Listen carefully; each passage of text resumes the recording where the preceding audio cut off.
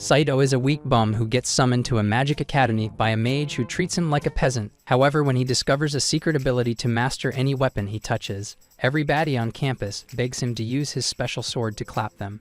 It all starts on the first day of a new session in the Tristane Magic Academy. After welcoming her students to their second year, a teacher named Chevreuse calls a distracted chick named Louise to come try out an alchemy spell. Just then, the entire class tells her to pick someone else because Louise has never been able to perform a proper spell since she was born. Upon hearing this, Louise gets pissed and decides to prove them wrong. But instead of replicating the spell like Chevreuse did, she turns the entire class into a disco ballroom. After the class goes up in smoke, Augusta immediately tells Chevreuse that they warned her, only to see that she has already lost consciousness from the shock. Meanwhile, Principal Osman's secretary has just finished playing with his secretary's buns and suddenly remembers that the second years have to summon their familiars tomorrow. Hours later, Louise walks out of the detention room and Augusta shows up with her squad to laugh before saying that she will definitely fail at the familiar summoning tomorrow. However, Louise suddenly claims that she will summon the greatest familiar they have ever seen, and Augusta ends up thinking about it for the rest of the night. The following afternoon, everyone in class gathers in the courtyard to summon their familiars, and after they all successfully perform the ritual, Augusta sees Louise hiding and asks if she has already forgotten her promise to summon the greatest familiar their world has ever seen. Louise then walks out to perform the ritual, and they all prepare to watch another epic fail. But this time, things take a weird turn as she ends up summoning our worthless MC Saito. After everyone mocks her as usual, she tries to end the ritual, but Colbert reminds her that it's a sacred ceremony that can only be performed once, meaning that she is now stuck with him. While Louise struggles to come to terms with this, Saito gets freaked out by the fact that he can't even understand the language, so he tries to sneak out, but Louise stops him to complete the ritual with a kiss. The next moment, he senses a powerful energy flowing through his body and starts yelling in pain until a mark appears on his hand and causes him to pass out. Hours later, he wakes up in Louise's room and continues freaking out, so she tries to shut him up with a silencing spell, but it turns into an explosive spell like all her other failed attempts at magic.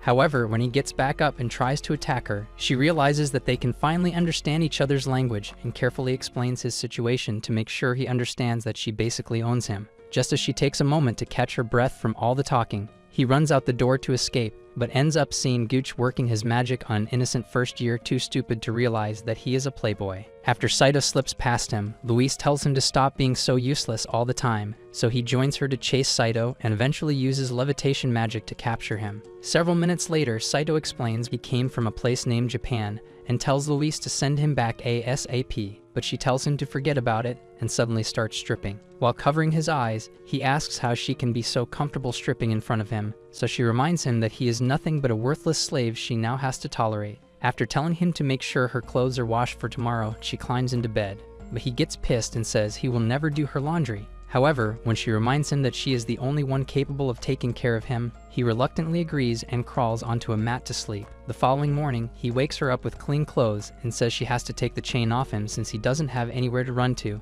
but she asks for her plot armor first. After he hands them over, she tells him to dress her up, but he once again tries to refuse, so she promises to take off the chains if he stops arguing over every single command. Minutes later, she takes him to the breakfast hall, and he gets excited to see the luxurious feast they are having, until she points to the ground and reminds him that peasants don't get to sit at the table.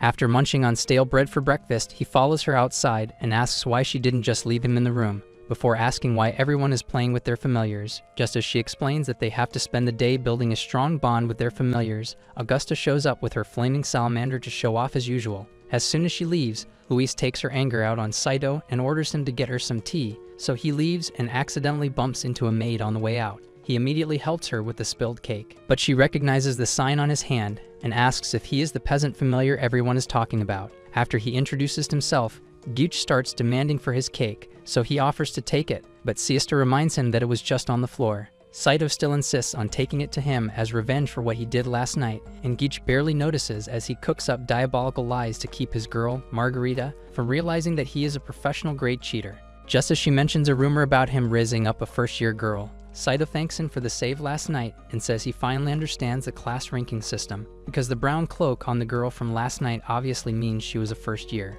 This causes Margarita to get even more suspicious, and like that isn't enough, Katie starts searching for him, so he quickly grabs Margarita to sneak inside. Unfortunately, Saito directs her right to him, and when she offers to feed him the sweet treats she made, Saito asks if that was why he seemed so intoxicated with her last night, As both girls start interrogating him, he tells Saito to stop running his mouth, but Saito doubles down and tells him to do a better job at double dating next time. The next moment, Margarita shuts down his nervous system with a brutal slap that attracts the rest of the class to watch the humiliating spectacle. To redeem his already tarnished reputation, Gyuch challenges Saito to a duel and immediately starts heading to the fight court. Just then, Luis grabs Saito and says he has to apologize, but he refuses and asks for directions to the fight court. In a matter of seconds, they both get surrounded by the entire class, and everyone gets excited to see if Gyuch is as good at fighting as he is with the ladies. However, Luis suddenly starts begging Gyuch to stop because there is no way Saito can win against his magic. Thankfully, Saito still refuses to back down, so Gyuch summons an armored golem that immediately shatters his ribs with a brutal punch. While the fight continues, Colbert has just shown Osman the sign that appeared on Saito's wrist and reminds him that it has only ever appeared on a legendary familiar spirit. By then, Saito's face has started changing shape, so a nerd chick named Tabita starts heading out with her dragon. But despite this, Saito still refuses to back down, so Gyuch hands him a sword out of pity and gives him the option to back down if he apologizes for the disrespect. As soon as Saito reaches for the sword, Luis holds him back and tells him to apologize because Gyuch will really go all out if he picks it up. But he refuses and says he will never bow to a worthless pimp before grabbing the sword. Just then, he notices a sudden increase in his strength and cuts down Gyuch's golem with a single slice. After he easily slices through the rest of them, Gyuch admits defeat like the useless beta he is, so Saito drops the sword and suddenly passes out. 3 days later, he wakes up in bed and sees Siesta, who then tells him how long it's been and explains how Luis has been taking care of him. Several minutes into his usual laundry duty, all the other students start heading to class with their familiars, so she grabs him by the ear to join them. Shortly after that, Miss Chevreuse starts a new lecture in class, and Margarita quickly reminds everyone that her brain works except when Gyuch plays it, but as she sits back down, Saito notices why the weak beta is obsessed with her vanilla buns. Louise notices the creepy staring and immediately crushes his nuts before Augusta suddenly says that someone in class is too stupid to pull off beginner-level spells. The next moment, everyone starts looking at Louise, causing Saito to realize that his master is even more useless than him. As soon as they leave class, he teases her about it, but when she suddenly decides to starve him for the next few days, he remembers his place and begs for mercy. Hours later, he realizes that she is actually serious and tries to beg again, but she tells him to forget about it and focus on dressing her for bed.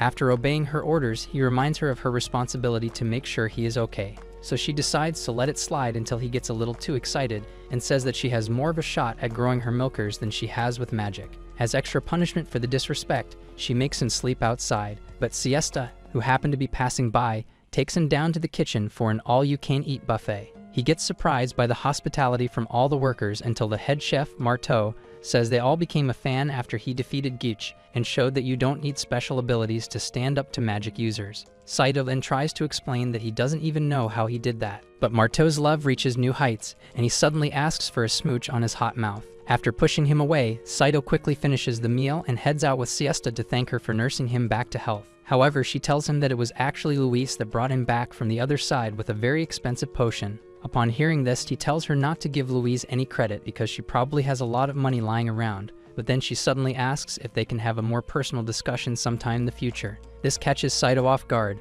but he manages to stay composed and once again thanks her before heading back inside. Just as he reaches the hallway, he sees Augusta's familiar and tries to run, but it quickly pins him down and carries him all the way to her room, where she had been waiting to show off her chocolate-flavored buns. Despite seeing the obviously freaky lingerie, he acts dumb and asks what she wants. So she gets close and says she has been dreaming of his meat stick ever since the fight with Gyuch. However, just as she tries to get a kiss, her boyfriend starts showing up for the usual workouts, so she tries to cook up a lie but ends up blasting them all away from the window. Sensing the danger, Saito quickly reminds her that he already has a master he is kinda loyal to, but upon seeing the huge chocolate racks on her chest, his brain turns off. Unfortunately, as soon as Augusta locks lips with him, Louise shows up and orders him to go back with her. When Augusta refuses to let him go and pulls his head into her jugs, Louise explains how he will likely get butchered by her magic-using boyfriends for stealing their community kitty. This causes Saito to return to reality, so he follows her to the room, where she immediately starts whipping him for letting his meat stick control him.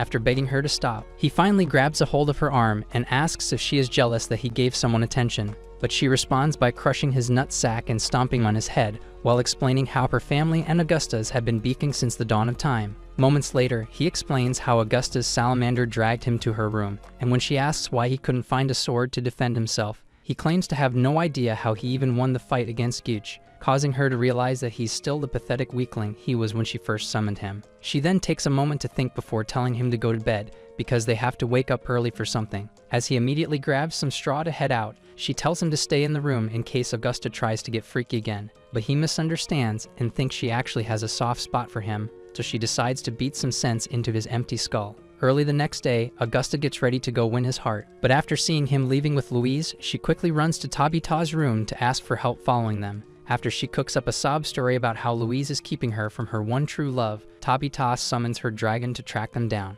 Hours later, Louise and Saito make it to a merchant town, and after a couple minutes of walking around, she finds the weapons store and takes him inside to find a sword. The beaver hybrid who owns the store initially gives him a sword that looks like a fancy toothpick, and when Louise demands for the best one, he decides to rip her off and pulls out the most fancy piece in the store before claiming that it's almost the same price as a small mansion. The price obviously shocks Louise, so she tells him her budget, and he proceeds to pick out a condemned sword. When Saito starts complaining about how old it looks, he swears that it's actually a hidden gem no one seems to notice, so Louise reluctantly agrees to pay for it. On the way out, Saito continues whining, so she admits to being a little low on cash and tells him to shut the hell up, but he suddenly remembers when Siesta told him that she spent a fortune on the healing potion that revived him. As they make their exit, Augusta, who arrived just in time to see them leave the store, decides to get the fanciest sword money can buy. By evening, she presents it to Saito and clowns Louise for being a cheap master, while Tabitha reminisces on how she used her plot cans to deceive the brainless store owner into selling it for cheap. Just as both girls start arguing over who gets to take care of Saito,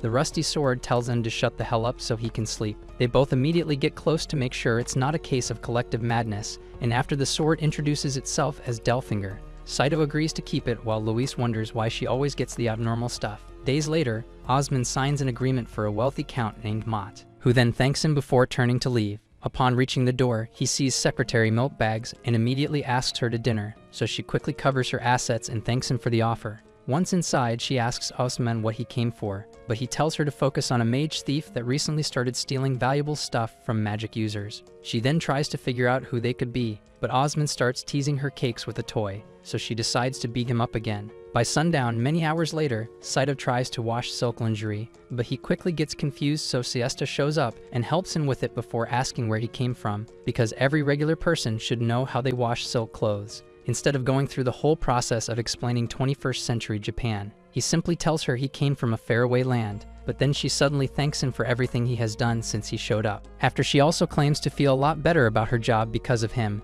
he heads back inside and wonders why something seemed off with her. The next moment, Augusta opens her door to lure him in, and when he tries to make a run for it, she reminds him of the sword she bought and offers to give it to him since she won't be using it anytime soon. After following her inside to collect the sword, he asks why she is obsessed with pleasing him when she already has an army of loyal high-level simps, so she starts explaining how she has never clapped a low-level peasant before. Upon realizing that he is just an experiment to her, he gets up to leave, but she stops him and starts offering all her valuable items as gifts to change his mind. Despite all this, he still refuses to stay with her.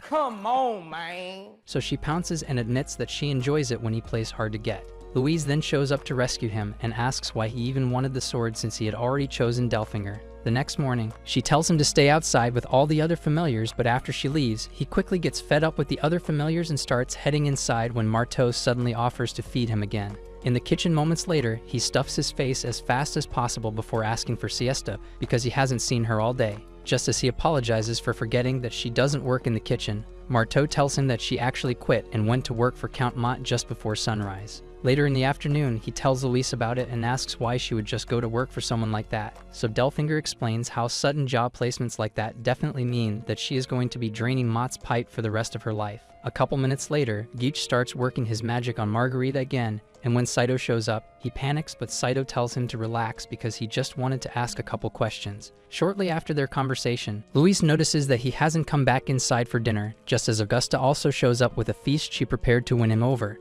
Louise immediately tells her to stop trying to deceive him, but Augusta tells her that there is no point fighting over it since he isn't even here. They then try to figure out where he could have gone until Gitch says he was asking for directions to Count Mott's estate. While Augusta immediately starts laughing at Louise for losing her familiar to a count, she realizes why he went there and runs off to stop him. Over an hour later, Saito makes it to the estate, but immediately gets greeted by a guard, who then takes him to see Count Mott. As soon as he asks for Siesta back, Mott gets pissed and tells him to be grateful that his guards don't rip him to shreds on the spot, but Saito continues begging and promises to do whatever he asks if he agrees to let Siesta go back to the academy. When Mott tells him to forget about it and says she will please him until he gets tired, Saito tries to attack, but gets held back by the guards. Mott then decides to punish him severely, but Siesta runs out to beg on his behalf. After she also promises to do whatever he wants, Mott tells Saito about a special book belonging to a powerful family and promises to let Siesta go if he can retrieve it from the family's daughter, who is currently a second year in the academy. The moment he mentions the family's name, Saito runs out as he remembers that it's the book Augusta showed him, but Louise shows up on a horse and takes him back to her room, where she tells him to forget about Siesta because there's nothing they can do about it. However, the moment she falls asleep, he sneaks off to Augusta's room to ask for the book, and she easily pulls it out before explaining how useless it is to her. After saying that the book gets guys in a freaky mood, she shows him that her cakes can do a much better job of waking little Johnny before pulling him close and saying that he can have the book if he agrees to date her. The next moment, he gets pissed and says all powerful magic users are the same before grabbing the sword she got him and storming out. Minutes later, Tabita sees him running off on Luis's horse and heads over to her room with Augusta to remind her that Mott can legally murk him as soon as he draws the sword to fight. While they immediately take off on Tabita's horse, Saito makes it inside the estate and easily gets caught by the guards, who then take him inside to see Mott. Without so much as a negotiation, he pulls out the sword to fight, but suddenly senses a strange level of fear that causes his entire body to shake violently. Mott then reintroduces himself as a powerful mage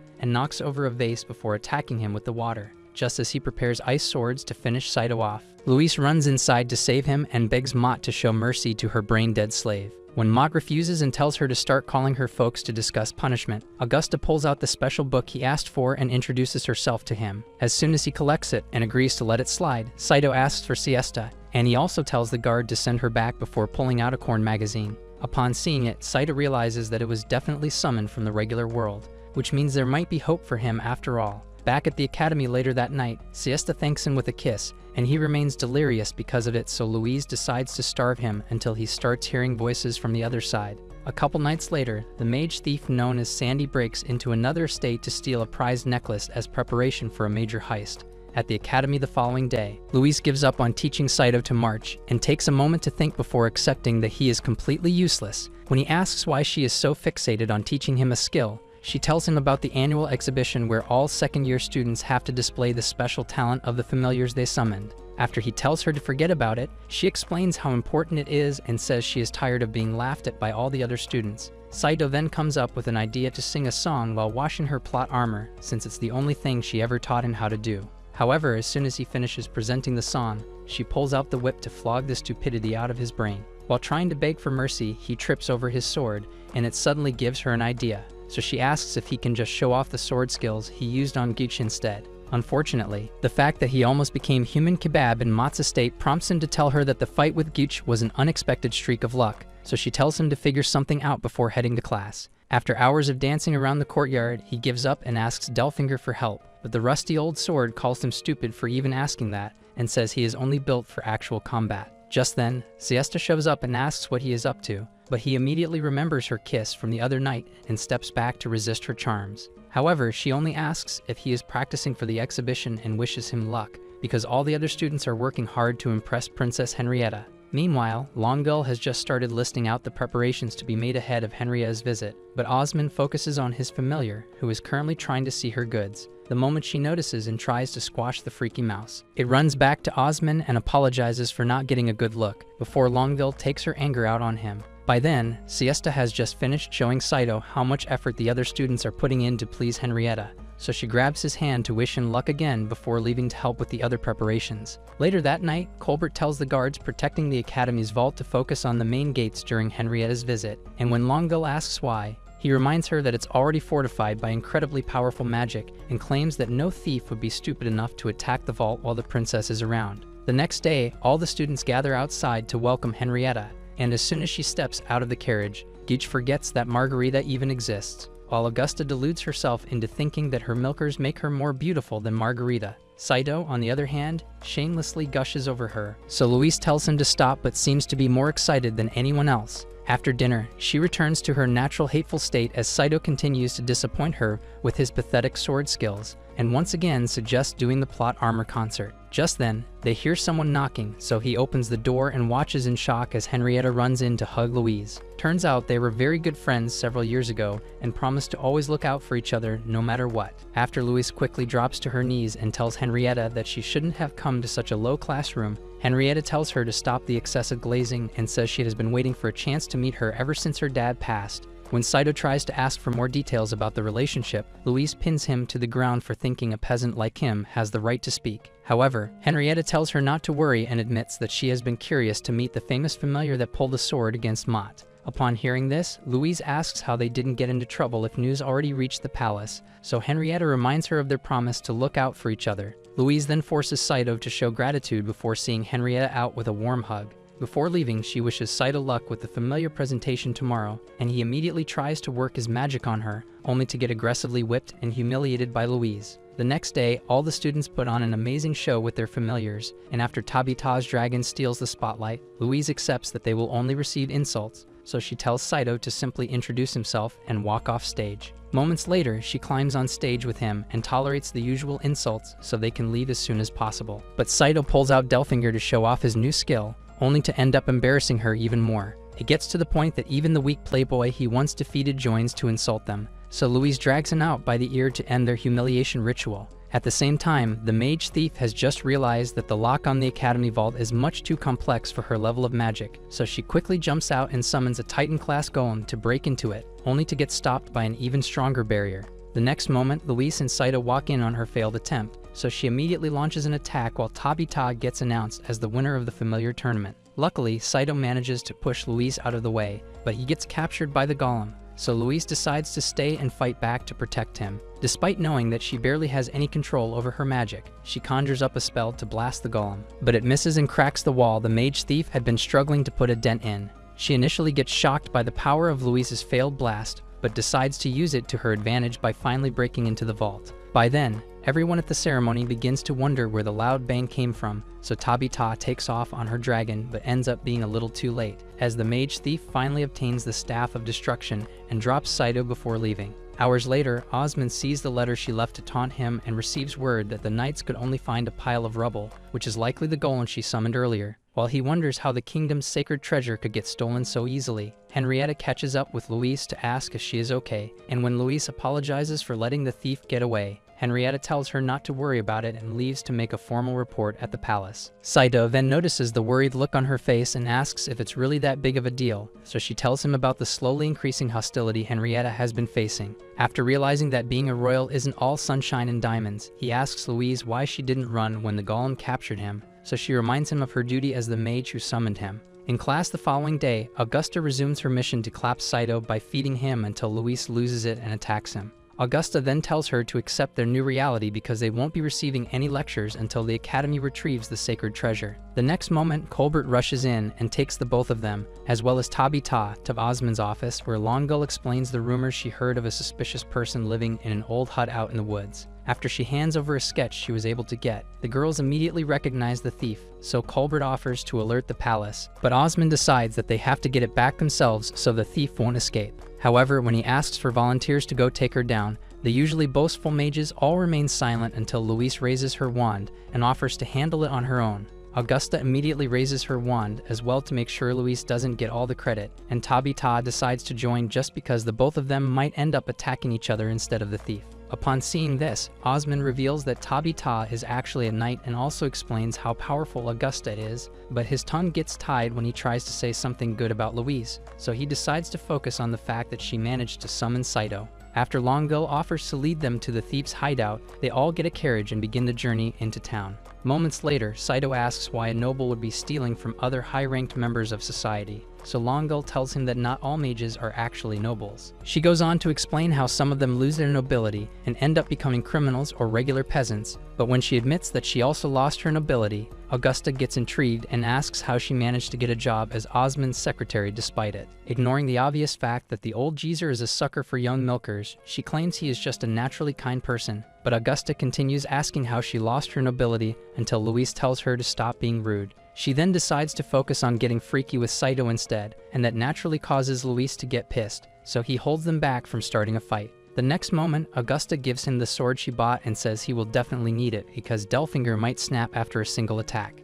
Shortly after that, they get to the hideout and Saito ends up being the lab rat they send to scope the scenery out. Luckily, he finds no one inside, so Tabita and Augusta join him to take a look inside, while Longbill decides to investigate the surrounding forest. After minutes of looking through everything in the cabin, Tabita spots a conveniently placed chest and pulls out the sacred treasure, which surprises them since the thief wouldn't have just left it lying around. All of a sudden, the roof gets ripped off by another golem, so the girls immediately attack, but barely leave a scratch on it. As they try to come up with a plan to stop it, Louise shows up and tries to attack as well, but she misses as usual and causes the golem to focus on her instead. Upon seeing this, Saito tells her to run away, but she refuses and starts yapping about the importance of being a mage while the golem prepares to give her an instant burial. After another miserable attack, she realizes that it's too late to escape, but Saito saves her again and lands a brutal slap before saying that no one will miss her if she gets clapped without even putting up a proper fight. The next moment, she starts bawling her eyes out and says she is just tired of being a joke to everyone in the academy, so he comforts her and helps her get on Tabita's horse before deciding to take the golem down by himself.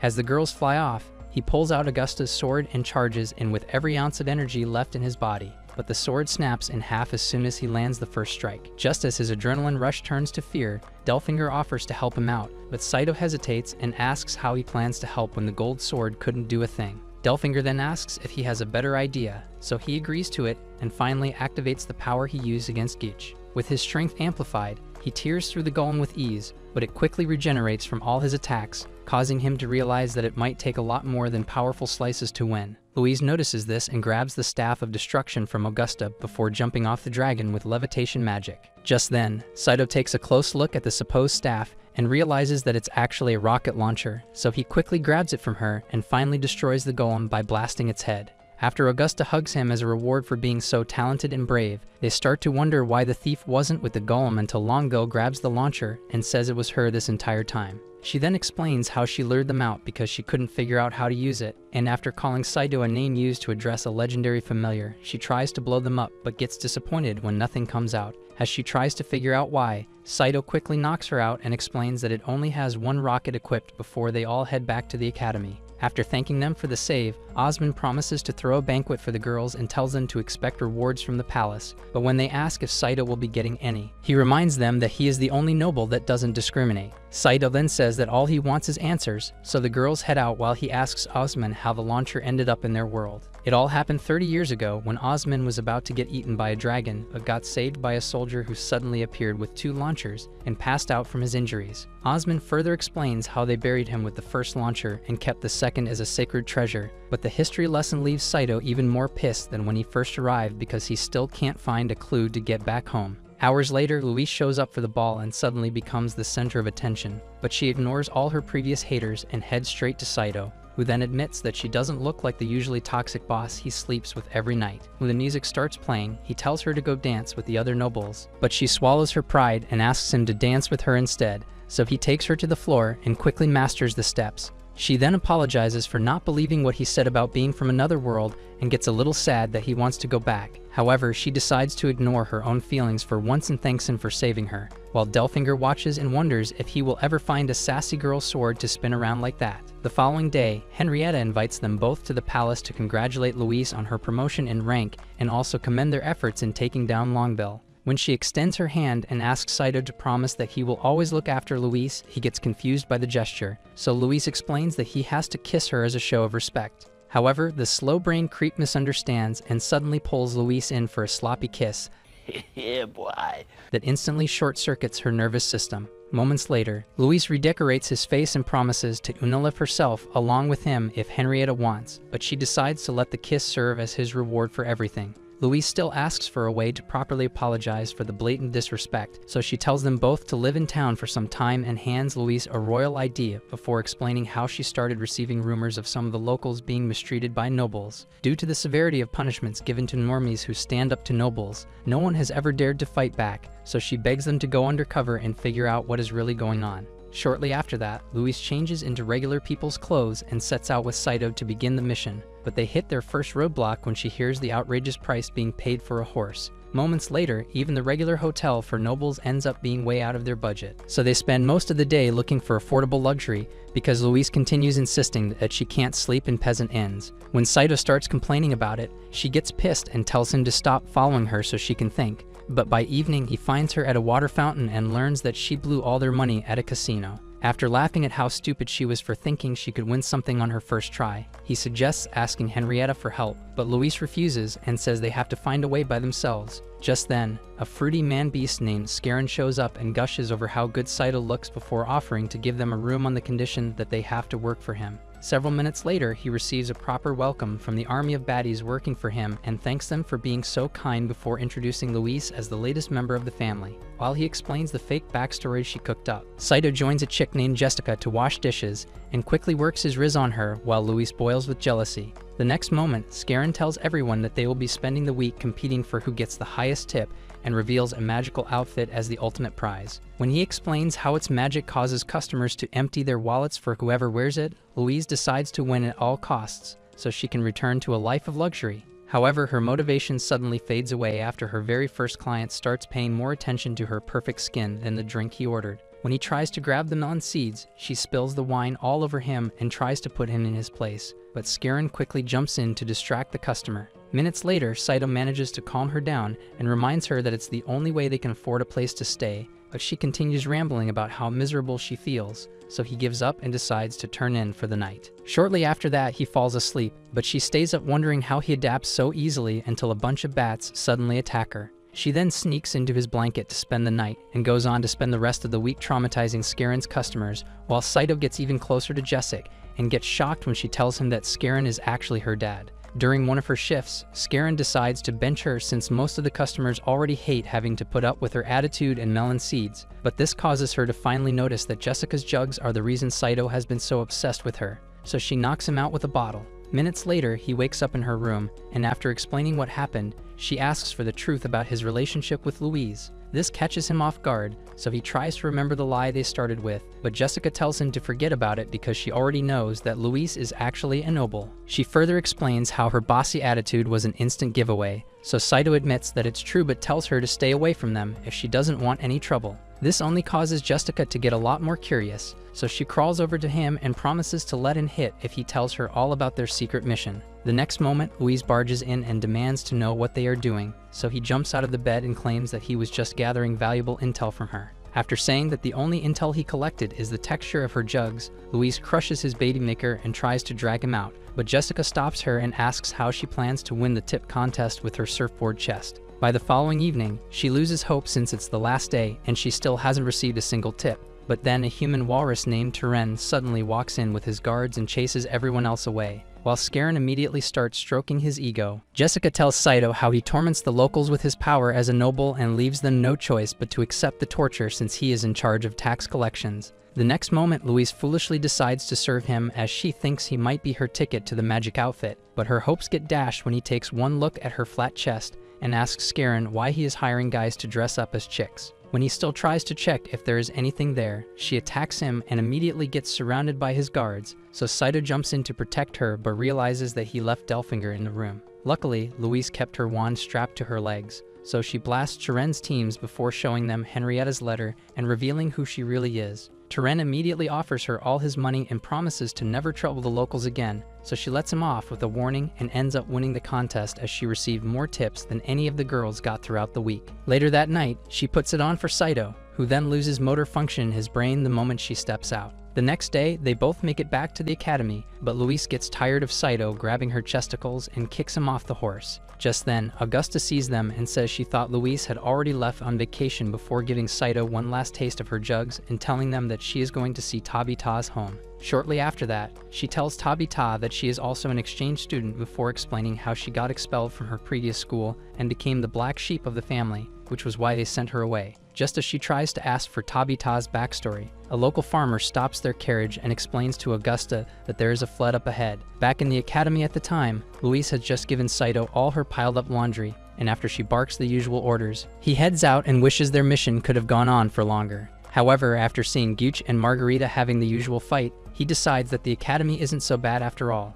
After Geach chases her into the building to bay, he spots a huge bowl and suddenly comes up with an idea before getting permission from Marteau to use it. He then pushes it all the way to the back and tells Delfinger that he might finally be able to experience one of the pleasures from back home. Meanwhile, Augusta has just seen that the flood submerged a small settlement, but she gets more intrigued by the royal insignia on the outskirts of the estate. Moments later, they arrive at Tabitha's family mansion, and Augusta realizes that she is a part of the country's royal family before her butler, Percerin, welcomes them both inside. After getting seated inside the mansion, Augusta sees a picture of her father and asks to meet him, but Tabitha refuses and tells her to wait before heading inside. Percerin then serves Augusta a cup of tea and admits that he didn't expect Lady Charlotte to bring a friend with her, but Augusta gets shocked and asks if that's Tabitha's real name. Upon realizing that she chose a different name for the academy, Percerin tells her that Tabitha only enrolled in the academy because it was an order from her uncle, the current king of their nation. By then, Tabitha has just entered her mother's chambers to greet her, but her mum loses it and accuses her of trying to unalive her daughter like they did to her husband.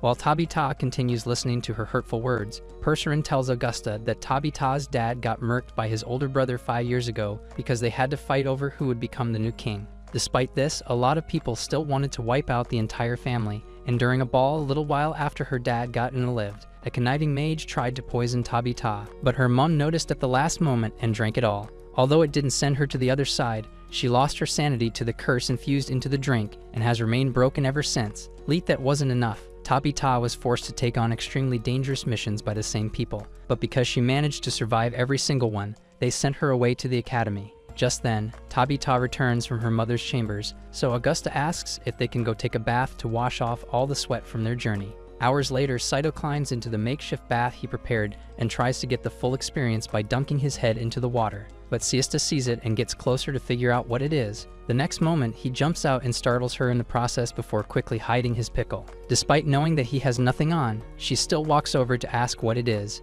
and after he explains, she asks to join him, and he accepts but believes there is no way she would actually climb into the bath with him. However, upon seeing that she has already taken off most of her clothes, he reminds her that his meat stick actually works, but she claims it won't be a problem because she trusts him. After climbing inside the bath, she convinces him to face her, so he quickly starts a conversation to keep his magnum from sticking out. Meanwhile, Margarita had just called Geach out for a late-night date where she plans to charm him with a special potion she cooked up. As she tries to find the perfect opportunity to slip it into his drink, Saito and Siesta continue making small talk, but a couple of minutes into their chat, Louise storms out to figure out what is taking him so long. Unlike all the other times she has caught him with a girl, she freezes in shock and quickly walks back after seeing the happy look on his face. Just then, Siesta tells him that her grandfather used to say he also fell out of the sky and was from another world. He immediately tries to ask more questions, but she stands up and says she has to get back to work. By then, Margarita had just slipped the potion into Geach's drink, but Louise suddenly shows up and drinks the entire thing before storming back inside.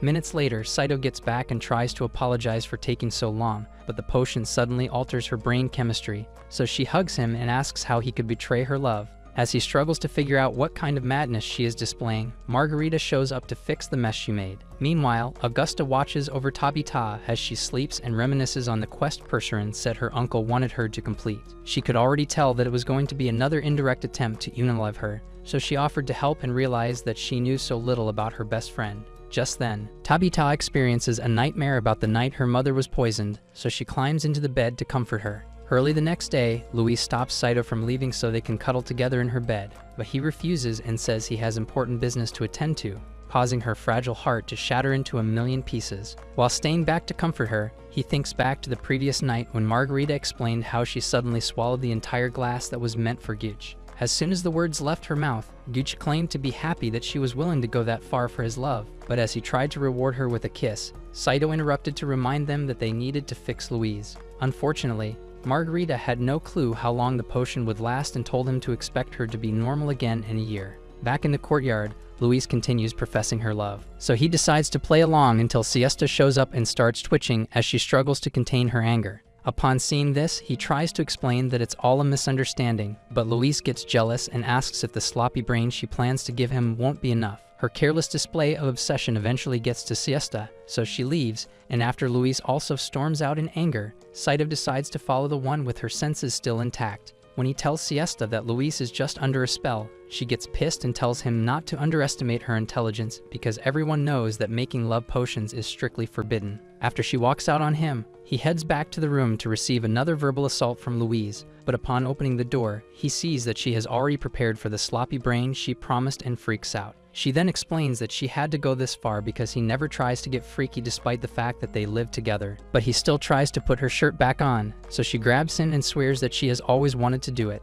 As she tries to get closer, he falls off the bed, and she almost starts crying again, but he quickly hugs her and promises to get her back to normal. Moments later, he barges in on Margarita and Geech's couple's time to say that she has to fix Luis immediately, but she refuses and insists that the only way is to wait for the effects to wear off. However, when he decides to go tell Osman about her illegal activities, she suddenly remembers a magic drug to fix it, but says they have to leave the academy to find the ingredients. Saito then suggests leaving tomorrow, but she tries to complain again, so he reminds her that he is the only thing keeping her from being expelled. Hours later, Louise decides to try a more freaky approach to lure him into bed, but he resists and only promises to watch over her, so she falls asleep while he wonders when the torture will end. The following morning, they all leave the academy on a bunch of horses and spend more than half of the entire day riding before getting to the special Lake Margarita told Saito about. But after seeing that the water level is unusually high, she tells them that the spirit residing in the lake is pissed. They get confused by this, so Margarita further explains how she forged a contract with it in this same lake years ago.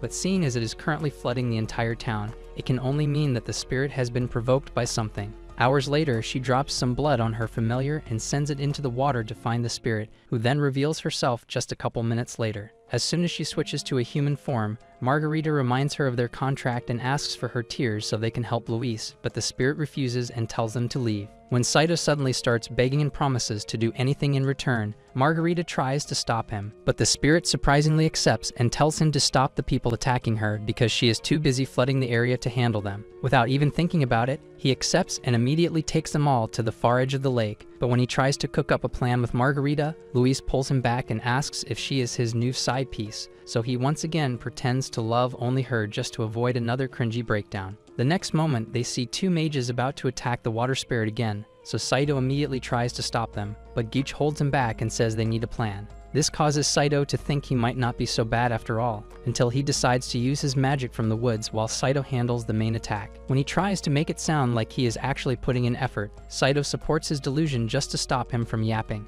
Geech then launches the first attack with an earthquake-bending skill, and after both mages easily block all of them, Saito pulls Delfinger out and unleashes a flurry of attacks. Despite this, he still gets blasted away, but as the mages prepare to finish him off, Luis unleashes a powerful blast that almost obliterates the surrounding woods. The next moment, they realize that it's just Augusta and Tabita, so they all explain everything that has happened so far before Augusta tells them that Tabita can't return home without stopping the water spirit. Moments later, they return to the lakeshore to ask why she is flooding everywhere in the first place, so she tells them about a special ring that got stolen from her by a man named Cromwell, and explains her plan to gradually flood the entire world because her ability to sense life force in water will help her locate it. When Saito promises to get her the ring back in exchange for the tears, as well as hitting pause on her planet flooding plans, they all call him stupid for thinking the Great Water Spirit will take him seriously. To their surprise, she easily accepts his terms and says something about having experience with him in the past before giving them the tears and returning to the water. Back at the academy several hours later, Louise returns to normal and attacks Saito for taking advantage of her, until Henrietta suddenly jumps in from their window. Meanwhile, while Longville, who managed to escape prison, meets up with the same Cromwell the water spirit mentioned. When Louise asks Henrietta why she suddenly decided to show up instead of sending for them, she explains that it is a matter of great importance and asks them to keep it secret before saying that she has decided to marry into a powerful nation to protect her small kingdom. After Louise expresses how sad she is to hear that, Henrietta tells her that they have to receive a letter she sent to a prince years ago because it could destroy her marriage plans if anyone ever finds it. Saito then asks what she could have possibly written to cause that, and Louise responds by crushing his toes before Henrietta starts fighting back tears and says they are the only ones she can trust with the mission. Just as Louise humbly accepts to carry it out, Geech walks in and says he heard everything before offering to assist them. Both Louise and Saito immediately tell him to forget about it, but Henrietta accepts the offer, leaving them both at a loss for words. Shortly after that, Siesta finds Saito doing laundry as usual and apologizes for not trusting him about the love potion. But he tells her not to worry and suddenly remembers what the water spirit said about him. He then asks if she knows anyone in the academy with a lot of knowledge on their world's history, and ends up in Colbert's workshop the next morning. After he explains what the water spirit said, Colbert tells him about a magic element called the Void that has only been used by a powerful mage and his familiar, who has the very same insignia Saito had. However, seeing as they all know Luis to be the most useless mage, Colbert tells him that it might not be him after all. The next moment, Saito notices a familiar smell, so Colbert shows him a flask filled with a liquid called dragon blood. While he explains how it was found after two never-before-seen dragons fought in the sky, Saito takes a closer look and wonders how on earth they found gasoline. Before bed that night, Louise admits that she might end up failing Henrietta since she still can't use magic properly, but Saito reminds her of all the times they pulled through at the last minute and promises to protect her if it comes down to it. Early the next day, they all get to the gate, and Louise takes a moment to stare at the ring Henrietta gave her before wondering why the bodyguard she promised to send hasn't shown up yet. Just then, Geech's familiar crawls out of the dirt and suddenly attacks her, so Geech explains its obsession with jewelry and tells her to give it up. After refusing, Louise continues trying to fight it off until a powerful gust of wind blasts it away. The next moment, they see a griffin in the sky and watch as it lands before a mage named Wards climbs off and introduces himself as their bodyguard. While Geech immediately recognizes him as the famed Mage Knight, Louise remains frozen in shock until Wards walks over to her and says he has missed his lovely fiancée before picking her up. At that same moment, Augusta wakes up and boils over with envy as she watches Wards carry Louise off to get started on the mission. Minutes later, Geech continues glazing and slowly starts pissing Saito off, while Louise asks Wards why he came since the Griffin unit usually doesn't take on secret missions. After he says it was all just to see her again, she thanks him but notices that Saito is gradually getting close to a full crash out. Hours later, they finally make it to the port town closest to the nation Henrietta mentioned, so Wards decides to go find a spot to crash for the night, while Louise takes the opportunity to tell Saito that she didn't actually agree to a marriage with him. Despite feeling jealous, he manages to keep his emotions in check and admits that Wards is way more respectful than all the other nobles he has encountered. Much later, they get dinner at a local restaurant, and Saito continues to ignore Wards until he starts asking about all his recent takedowns and admits to being fascinated by how strong he is. When he suddenly asks for a duel and says they have more than enough time since the ship leaves tomorrow night, Saito agrees to it, so he gets up to leave and asks Louise to follow him for an important conversation. Shortly after that, Geech and Saito get a room together, but the shameless playboy runs out to find a hot date for the night. So Saito asks Delfinger if he knows anything about the legendary familiar called Gandalf. While Delfinger explains that it's really him, Wards tells Louise that she has a special power no one else can even think of mastering before suddenly saying that they should get married after the mission. After rambling on about how she will help him achieve the greatest heights of nobility, he promises to always protect her and leans in for a kiss, but she suddenly remembers when Saito told her the exact same thing and says his name without realizing it. This causes Wards to hesitate, so she quickly tries to explain, but he tells her not to worry and leaves to get another room. The next day, they all find a spot for the duel, and Saito immediately launches an attack, but Wards easily blocks them all and pays close attention to learn how he moves. He then forces him back and says he won't even have to go all out before unleashing his own attacks, and eventually blasting Saito into a stack of barrels, causing Mr. Protector's aura to vanish right in front of Louise. Later that evening, Louise finds Saito crying and promises that his pathetic failure didn't change anything about their relationship, but he refuses to listen and tells her to go back to her fiancé. When she tries to pull him away from the railing, he pushes back and tells her to leave, so she gives up and says she will be accepting Ward's proposal before leaving. Shortly after that, Geech shows up and reminds him that they have to get on the ship early, but Longueuil suddenly shows up with a golem to attack them. Meanwhile, Wards had just told Louise that Saito and Geech have already gone back to the academy, causing her to believe that Saito actually abandoned her. As they start heading to the ship, Saito cuts off one of the golem's arms, but it quickly regenerates, so Geech summons his own army of golem knights to take it down. By the time his knights get destroyed, Augusta and Tabitha show up to help. But upon seeing that their fight has attracted unwanted attention, Longueuil decides to leave and says she only wanted to stall them. After taking a moment to think, Saito rushes back to the hotel to find Louise, but the manager tells him that she has already left, so he asks Geech where the ship is. Just then, it flies over them, leaving Saito confused until Augusta and Geech explain that the nation they were heading to actually floats, which is why they had to wait for the perfect time to board the airship. As soon as they notice that Louise and Wards are not around, Saito runs to the edge and screams her name. She hears it but struggles to see anything since they are already so far away, and when Wards notices, she swears that she was only checking and agrees to become his wife. Minutes later, Saito tells the others what Longueuil said before running off, and says they have to save Louise, but Augusta reminds him that they can't do anything until another ship arrives. The next moment, something forces up the ground, so Geach prepares himself for another golem attack before seeing that it's just his familiar. At the time, Wards and Louise have just toasted to their marriage, but when he starts asking if she knows where Prince Wales is, she refuses to say anything and tells him that Henrietta made her promise to keep it a secret from everyone. After he claims to be okay with it and leaves, she spends the rest of the night convincing herself that marrying him is the right thing to do. The next day, they finally make it to the floating kingdom of Albion and track down the abandoned chapel Henrietta told her about, but as soon as they step foot inside, a bunch of knights surround them. Wards then explains where they come from, but the commander refuses to believe him because no outsider should know where the chapel is. However, when Louise shows him the ring Henrietta gave her, he takes off his glove and takes his ring close to hers to activate the magic infused into the both of them.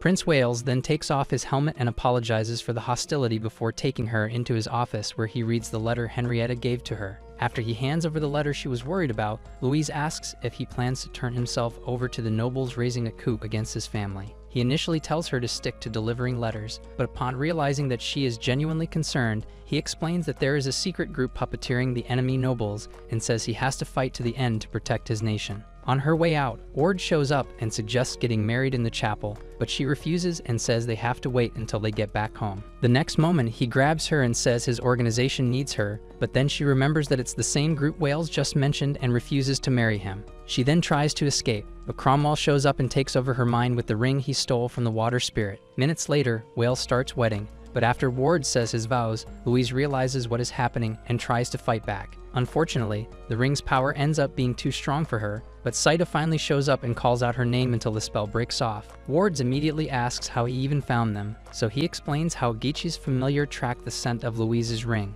The next moment, Ward stabs Wales through the heart, but before entering the light, he gives Louise his ring and wishes her luck. Upon seeing that, Saito immediately tries to attack, but Wards easily knocks him down and says Longueuil should have murked him. When he tries to convince Louise to marry him again, Saito gets back up and fully activates his abilities, which gives Delfinger an instant makeover in the process. With his power level at its max, he easily blocks all of Ward's attacks and finally lands a powerful hit. But Wards manages to pull himself up and shows them Henrietta's letter before setting the chapel on fire and leaving. The next moment, a ceiling beam breaks off and nearly ends the lovebirds, but Augusta and Tabitha rescue them. Despite this, Louise gets emotional about Ward's betrayal, so Saito reminds her of his loyalty with a kiss. Early the next day, Louise goes to see Henrietta and breaks the bad news before losing control of her emotions. But Henrietta also breaks down, so they take some time to console each other. At the academy later that morning, Louise walks in on Colbert getting permission from Osmond for an important mission, and after he leaves, she gives Osmond a report of everything that happened. After he tells her to get some rest, she asks about the void because Cromwell said something about her being the one with its power before he fried her brain.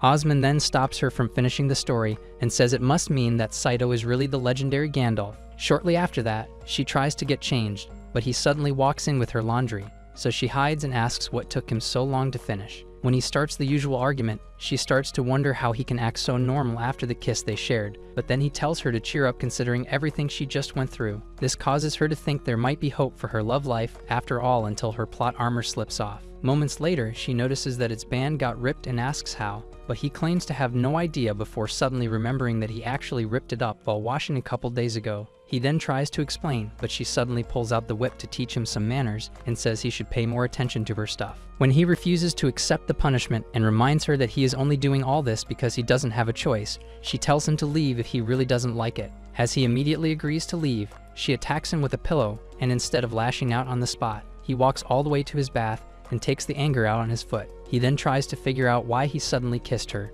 but then Siesta shows up to tell him that she will be returning to her village for the holiday. After suddenly remembering what she said about her grandfather being from another world, he asks for all the details. At the same time, Geach begs Augusta and Tabitha to help him tell Margarita that he was on a mission with them because she now believes that he went to find a new mistress. Just as Augusta tells him to stop acting like he is loyal, they hear Siesta telling Saito about two dragons and decide to eavesdrop on their conversation. Siesta then tells Saito that her grandfather and another person suddenly appeared out of nowhere on a dragon, but while the other guy escaped through the eclipse, he crashed, and the dragon ended up being an heirloom kept in their village ever since. After Saito asks if she can take him to her village, Augusta also decides to follow them so she can see the dragon as well. Shortly after that, Louise decides to go apologize to him for losing it, but just as she tries to find him, she sees him leaving on a horse with Siesta, and immediately goes to ask Marteau where she might be going. Hours later, Saito and Siesta reach the outskirts of her village, but when she offers to introduce him to her parents, he asks if it's really a good idea since they might get the wrong idea.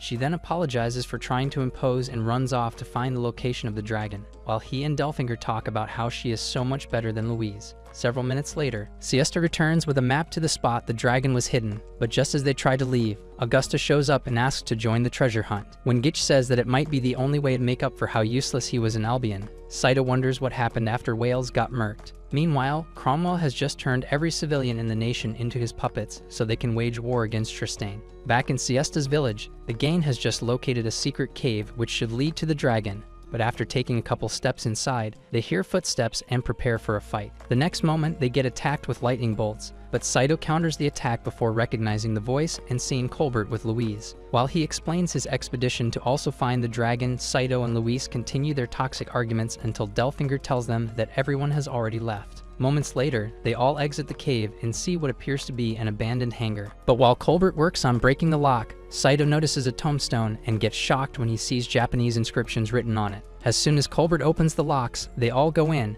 and Saito once again struggles to believe his eyes upon seeing that the supposed dragon is actually a fighter jet. Just as he explains that it's from his world, Colbert says there is a way for him to go back home because the only reason Siesta's grandfather got stranded was because he couldn't fly into the eclipse on time. Upon hearing this, Louise gets sad as she realizes that he will actually be leaving her soon. At the time, Henrietta has just told her mum about the letter Wards stole and apologizes for failing their country. But Marianne tells her to stop pretending like she isn't still sad over Wales's death. Henrietta then breaks down in her arms before a guard runs in to tell them about the war Cromwell is planning. By then, Osman and Colbert have just transported the fighter jet to the academy, so Saito jumps inside to figure out the controls and learns that his ability gives him instant mastery over any weapon. The next moment, he notices that Louise has been staring at him, and after she storms off to hide how bad she feels, Gooch rides in to tell her about the war. Hours later, Cromwell finalizes his plans with Wards in Longville and decides to launch a full-scale attack in 3 days because the eclipse happening that night will increase the power of the ring. Back in Tristane, Saito has just told Louise that he might be leaving forever on the night of the eclipse, but instead of telling him how she really feels, she acts like it makes no difference to her, so he storms out.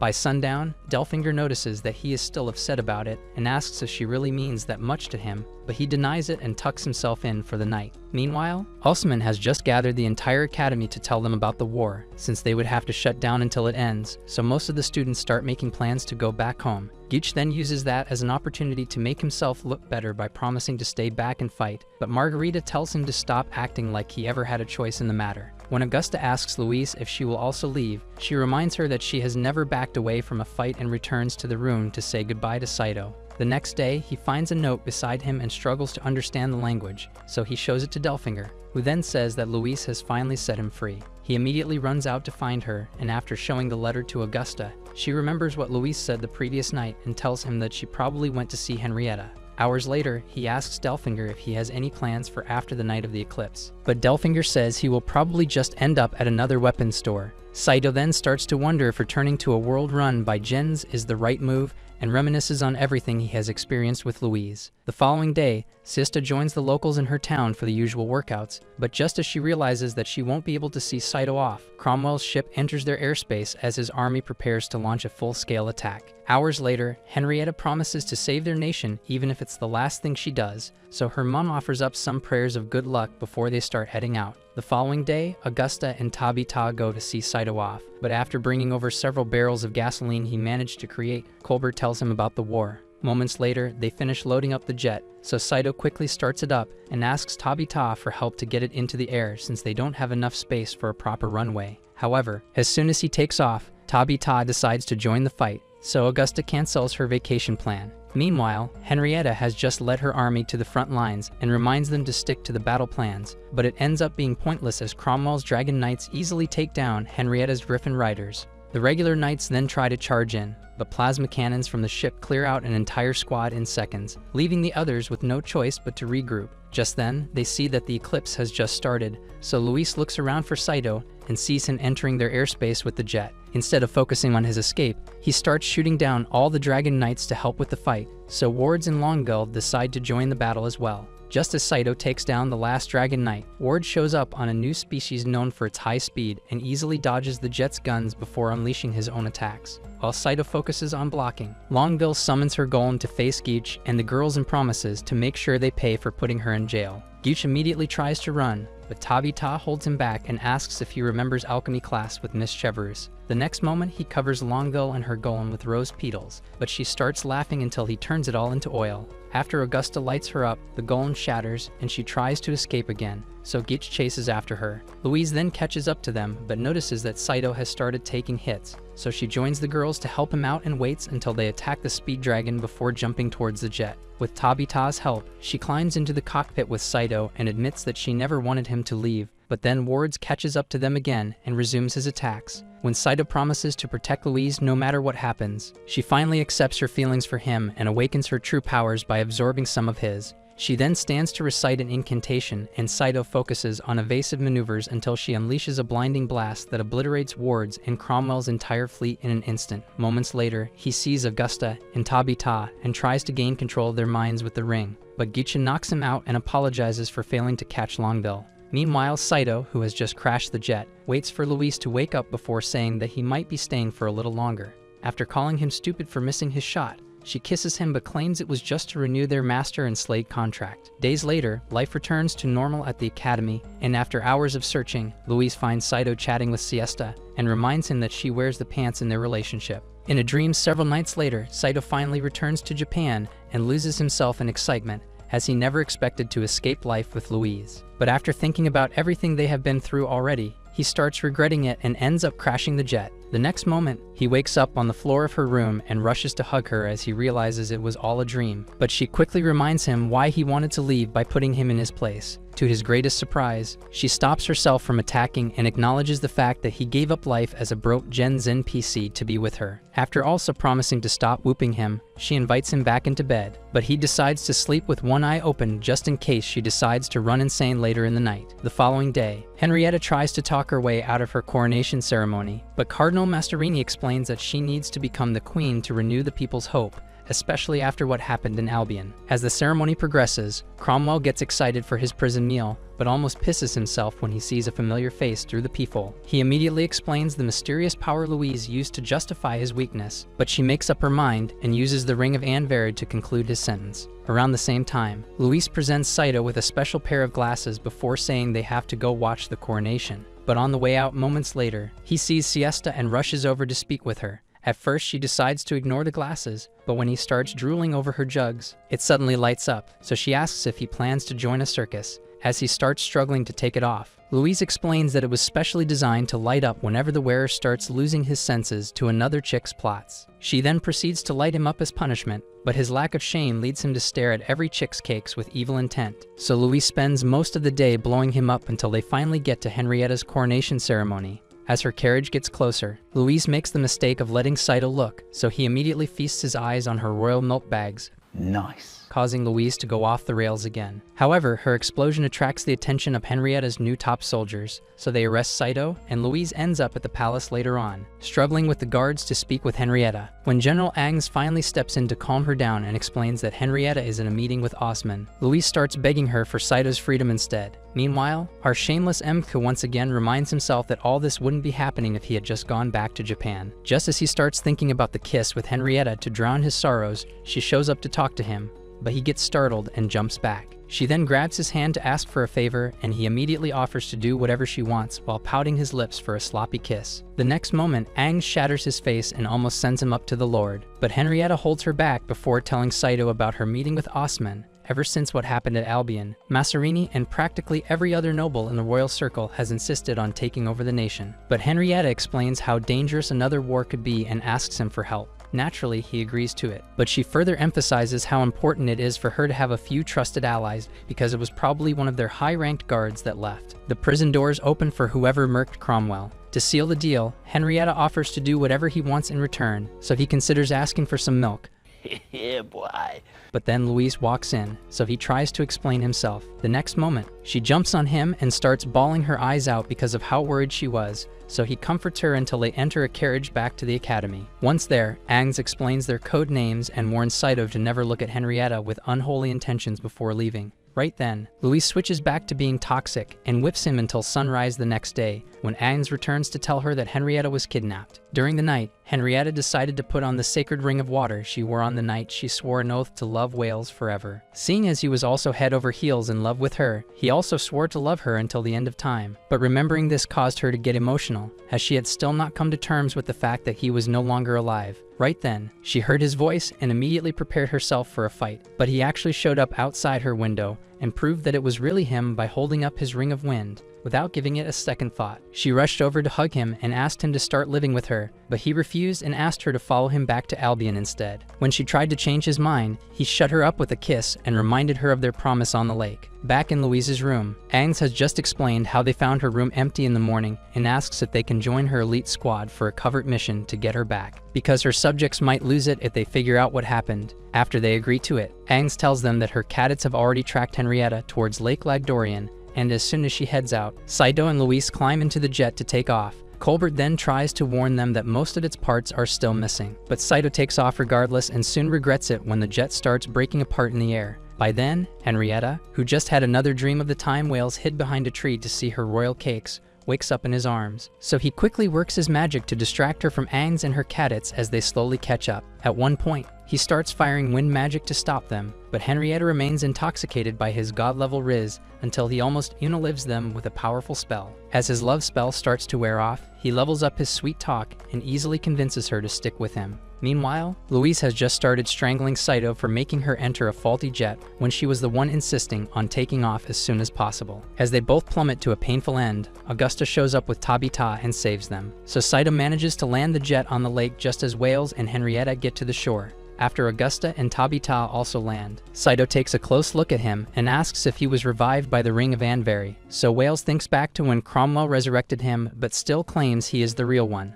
Upon hearing this, Tabita attacks him with ice spears, but the holes immediately close up, so Luis tells Henrietta to stop letting herself be blinded by love. However, even after Wales attacks the girls, Henrietta still insists that he is the same prince she fell in love with and says they just can't understand true love. Saito then decides to take matters into his own hand and charges up his powers to attack, but Henrietta creates a wall of ice to stop him. Wales then combines his powers with hers to create a powerful tornado, so Saito focuses every muscle to hold it back while Luis scrambles for a spell to counter it. As Saito starts losing strength, Delfinger reminds him that his sole purpose is to keep Luis safe, so he forces himself to press on until she figures out the spell and summons a lightning bolt that deep-fried Wales. Moments later, Henrietta tries to help him up, but he starts apologizing for trying to deceive her and tells her to fall in love with someone else because he won't be able to love her forever as they promised each other. After refusing, she keeps telling him to stay with her, but his injuries get worse, so he reminds her to move on before returning to his ancestors.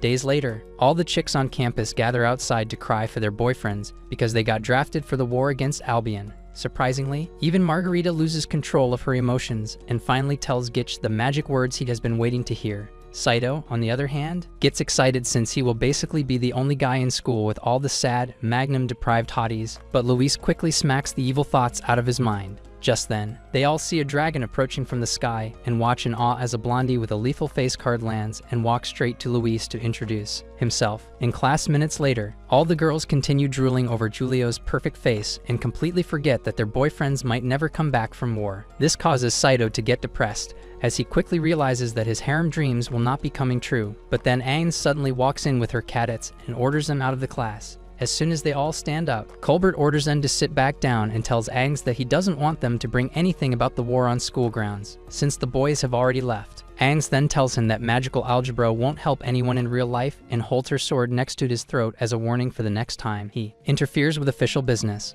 After Aang tries to explain the importance of combat skills, Margarita decides to run her mouth about how they are only inclined to use magic. So Aang grabs her wand and twists her arm to demonstrate how weak and utterly useless they would all be when faced with real danger. Without so much as a peep, they all start training, so Saito decides to sit back and observe. since being a familiar frees him from any obligations to fight in the war. However, his initially peaceful watch gets fueled by envy when Julio turns down Augusta's chocolate jugs to ask Luis for a sparring match. To make matters worse, he uses that opportunity to start working his magic, but just as Saito considers beating him up, Aang's assistant Michelle attacks him to see if he is actually strong. Moments later, he ends up unconscious, so Luis rushes over and yells at Michelle for going too hard on him. Confused, she and Aang ask why he is suddenly so weak, so Luis explains that he can only activate his skill by using Delfinger or any real weapon. Aang then expresses disappointment, as she thought he was a real swordsman, but then Julio asks for a duel with him and says the winner gets to kiss Luis.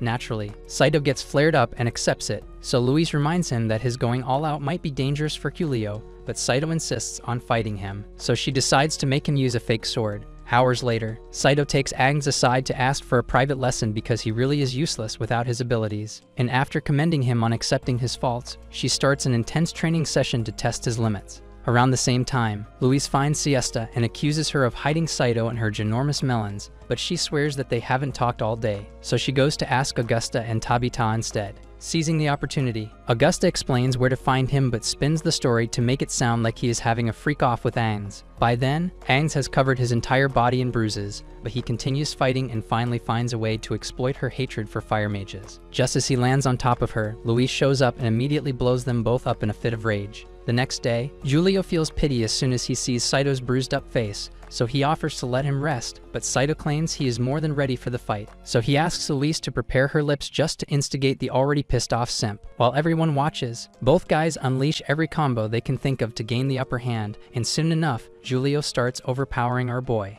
However, after they both charge in for the final strike, Saito ends up winning, but instead of celebrating, he gets pissed while all the girls rush over to comfort Julio. When Luis asks if he is not interested in the kiss, he rejects it Emotional damage! and says Julio lost on purpose before storming out. As Luis follows behind him to ask if he really doesn't want the kiss, Michelle summons them both for a meeting, and as soon as they get to the office, Saito sees Julio and loses it. The next moment, Julio reveals that he was never interested in the duel because they are actually teammates. And as Saito tries to wrap his head around what he just said, Henrietta pulls down her hood and says they have to work together. She then thanks them both for saving her from zombie whales and explains that she needs all the help she can get for the war against Albion, but Saito remains salty over the fact that Julio is joining them. After the blonde playboy explains that the Pope of his country sent him to help with the war as well, Henrietta once again asks for their help, so Saito agrees to support her before arguing with Luis for falling for Julio's riz again. In Albion minutes later, a purple-haired baddie named Sheffield addresses the people and claims Henrietta unalived Cromwell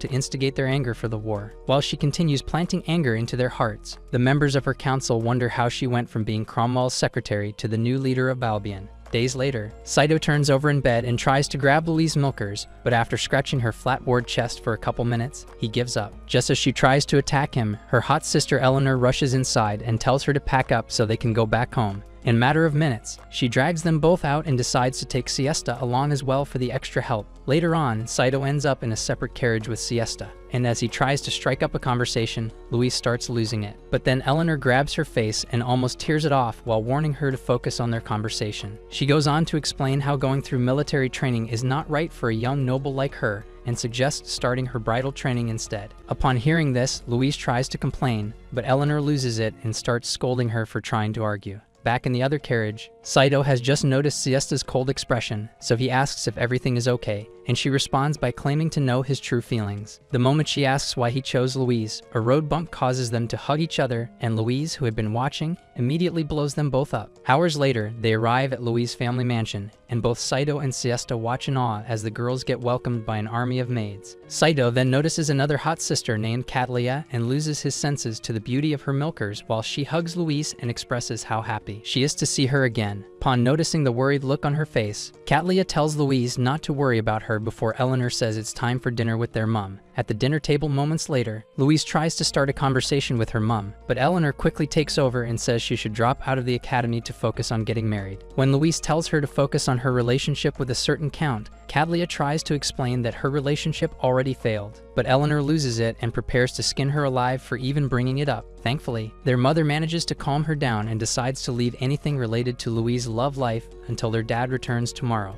Later that night, Saito struggles to fall asleep as he considers the possibility of Louise actually getting married.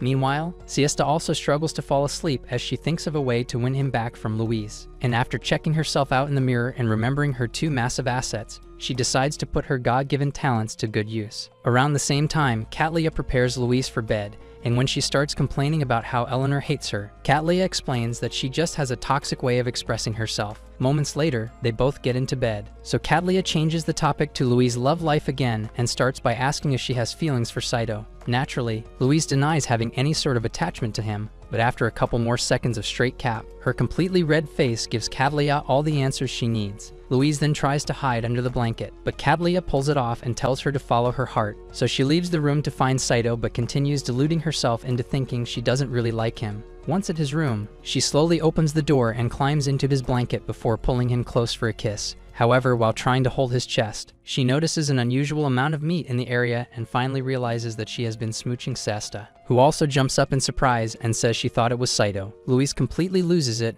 and starts demanding to know why she is in his room in the first place. So Siesta claims that he was the one who called her inside. Meanwhile, our poor unsuspecting M tries to find Luis's room in the hallway and ends up in Eleanor's room by mistake. After walking over to the side of the bed, he tries to ask about the marriage they were talking about earlier, but Eleanor, who is still half asleep, mistakes him for the count that dumped her and wraps her arms around him while asking for the D as usual. Saito prepares himself without hesitation, but just as he notices that her jugs feel different from the ones he is used to, she finally wakes up and almost experiences a heart attack. Saito then tries to explain himself, but she quickly grabs 2 whips to teach him never to repeat such a foolish mistake. While she continues beating him up, Luis returns to Katlia's room and spends the night crying in her arms. At the breakfast table the following day, their dad finally returns from his meeting, and after saying that he has to leave for another one, he complains about how Henrietta is putting the citizens in unnecessary danger with this war. Luis then tries to defend her, but the mustache ambassador tells her to focus on things like marriage because a talent-lacking wannabe has no business discussing magical politics. The moment he leaves, Eleanor brings up her marriage again, so Luis once again asks why she is not getting married first. After Eleanor attacks her again, Katlia tells them both to stop putting her on the spot so soon, so their mom asks Luis if she already has feelings for someone. She immediately denies it, but once again, her face turns to the same color as a baboon's backside, so they start asking who the unlucky guy is until she gets fed up and runs away. Katlia then decides to have a chat with Saito, and after letting him feast his eyes on her beauty for a few minutes, she assures him that Luis will grow to be even more attractive. After explaining where to find her and also saying that she has prepared a carriage so he can carry her away from all the family drama, she offers her blessings and tells him to keep her happy. Shortly after this, Luis starts sobbing on a boat as she convinces herself that he only has eyes for Siesta, and when he shows up to take her away, she refuses and complains about the fact that no one in the family gives her credit. He then climbs into the boat with her and showers her with praises, but she refuses to accept it and says he probably uses the same lines on Siesta. This causes him to lose it, so he asks if any guy in their right mind would give up a chance to go home for a plotless princess if they truly didn't care about them. This causes Luis to rethink her opinion of him, but she still acts like his words mean nothing until he confesses to loving her. After he explains just how much he loves her, she starts fidgeting like a wet android and offers to let him touch anything he wants. So he pulls her in close for a kiss. As he pushes her back onto the boat, she tries to resist, but he shuts her up with even more kisses until she gives in and continues making out with him. Yeah, boy. Moments later, they get to shore, but she gets shocked to see her entire family staring down at them and tosses him out of the boat. Her dad then sends a squad of covered knights to destroy Saito, but he quickly pulls out Delfinger to activate his powers and rushes past them before grabbing Louise, who is still delirious from the kiss. After telling her dad not to worry about her, he tries to escape, but he immediately starts blasting and sends a golem to lift up the bridge. Thankfully, Katlia breaks the chains apart, so he climbs over the golem and sees Siesta waiting at the carriage to carry them back to the academy. Minutes later, Louise makes it back from La La Land and asks where he was last night since he claimed to not have called Siesta to his room. So he explains what went down with Eleanor. As usual, she refuses to believe him and attacks, while Siesta deludes herself into thinking she is the only one with the key to his happiness. At the academy a couple days later, the girls resume combat training as usual, but Agnes interrupts their routine to say that they will now start working with their abilities instead of regular weapons. To help with that, she introduces none other than Eleanor, who turns out to be some sort of expert from the National Magic Academy. In Louise's room afterwards, Eleanor explains that she was actually sent to them because Henrietta specifically requested it, and after saying that she somehow learned of her plan to lock Louise up in the family mansion for marriage, she tries to tear her face off. Louise then promises that she had nothing to do with it, so Eleanor decides to focus on the fact that she can now protect her from Saito's peasant lips. The next moment, Louise sees two pets and gets excited because they belong to Katlia, who then walks in and says she was appointed as Eleanor's assistant. Later that night, Siesta catches Saito going through Eleanor's plot armor, and after he quickly explains that she ordered him to arrange them, Siesta offers to help. After grabbing one of the royal kitty covers, she asks if they would look good on her, so Saito jokingly tells her to try it on if she really likes it. She then starts talking about how she will finally be on equal footing with Louise, but as she lifts her dress to put it on, Louise walks in and imagines the worst. However, as she prepares to attack him, a sudden explosion rocks the academy. So Saito rushes out to figure out what happened and ends up outside Osmond's office with every other student in the vicinity. When they all start asking what happened, Osmond tells them not to worry about it, and Agnes orders everyone back to their rooms. So Louise tells Saito to prepare for a beating, but then Agnes requests specifically for him and claims it's part of their secret mission. Inside the office moments later, Osman explains how a mage thief broke in and stuffed the wind and water ruby rings down her milkers as soon as she saw him. After he left the stamp on her massive jugs, she escaped, but since no one has stepped foot outside the academy in the last few hours, they agree that it had to be an insider. Osman also reveals that the rings she stole were actually copies of the original, which are both still safe with a good friend of his. Upon hearing this, Michelle starts asking a bunch of questions about how trusted this friend is, but Agnes decides to focus on finding out who the thief is. For starters, they tell Saito not to tell Louise because the thief was a mage, which makes her a suspect along with her sisters. Naturally, Saito refuses to accept that they would steal, so Agnes tasks him and Giulio with finding the culprit, and explains that they should be able to know the truth by looking for Osman's stamp on every pair of jugs in the academy. Minutes later, Saito starts heading towards Eleanor's room with Michelle, so he asks if she has a plan, and she immediately shuts down any hope he had of working with her by saying she would never partner up with a weakling. Saito then sneaks into Eleanor's room on his own and manages to uncover her plot cannons, but after he sees that she is definitely too small to be the culprit, she wakes up and startles him before whipping some sense into his depraved mind. Shortly after this, he decides to ignore the pain and sneaks into Katlia's room, but her animals get excited and wake her up right before Louise walks in and scolds him for failing to return to the room at night. She then drags him out and says she will never believe a word he says because he has been simping after every baddie he finds, despite claiming to be in love with her. Once at her room, she pulls out a special new whip to make sure he regrets his actions, but he gets saved by another explosion. This time, Katlia ends up being the target, so they all head over to her room to make sure she was not harmed. Just then, Agnes rushes inside to take a look at her jugs, and after seeing a bruise on the spot where the stamp should be, she asks one of the girls to use healing magic on her. She then tells Agnes to get rid of all the spectators before asking Katlia for the details of the attack. Katlia then explains how the thief blasted into the room and attacked her with a melted candle stand, which is how she ended up with the bruise on her jugs. But Giulio struggles to believe this and says she might be cooking up the story to protect herself, since she also uses earth magic. This accusation catches Louise off guard, so she asks what is going on, and Agnes basically explains how they are all suspects. After learning about the investigation, she turns to Saito and demands to know why he didn't tell her anything about it, but he avoids the question and asks Giulio how he already checked every other chick on campus. Giulio then explains the perks of looking like he was sculpted in the heavens to make Saito jealous, and right after this, Michelle shows Agnes the rings and claims she just saw them in a hidden compartment in the room. Agnes then asks Katlia to own up to her actions, but she insists on having no idea how it got there, and Louise immediately supports her. As she tries to argue about it, Eleanor walks in and tells her to relax before picking up the candle stand and finding a strand of hair in it. Using a special potion she got from a friend, she sends the hair back to its owner, and they all freeze in shock when it returns to Michelle, who then denies having anything to do with it. She further accuses Eleanor of trying to set her up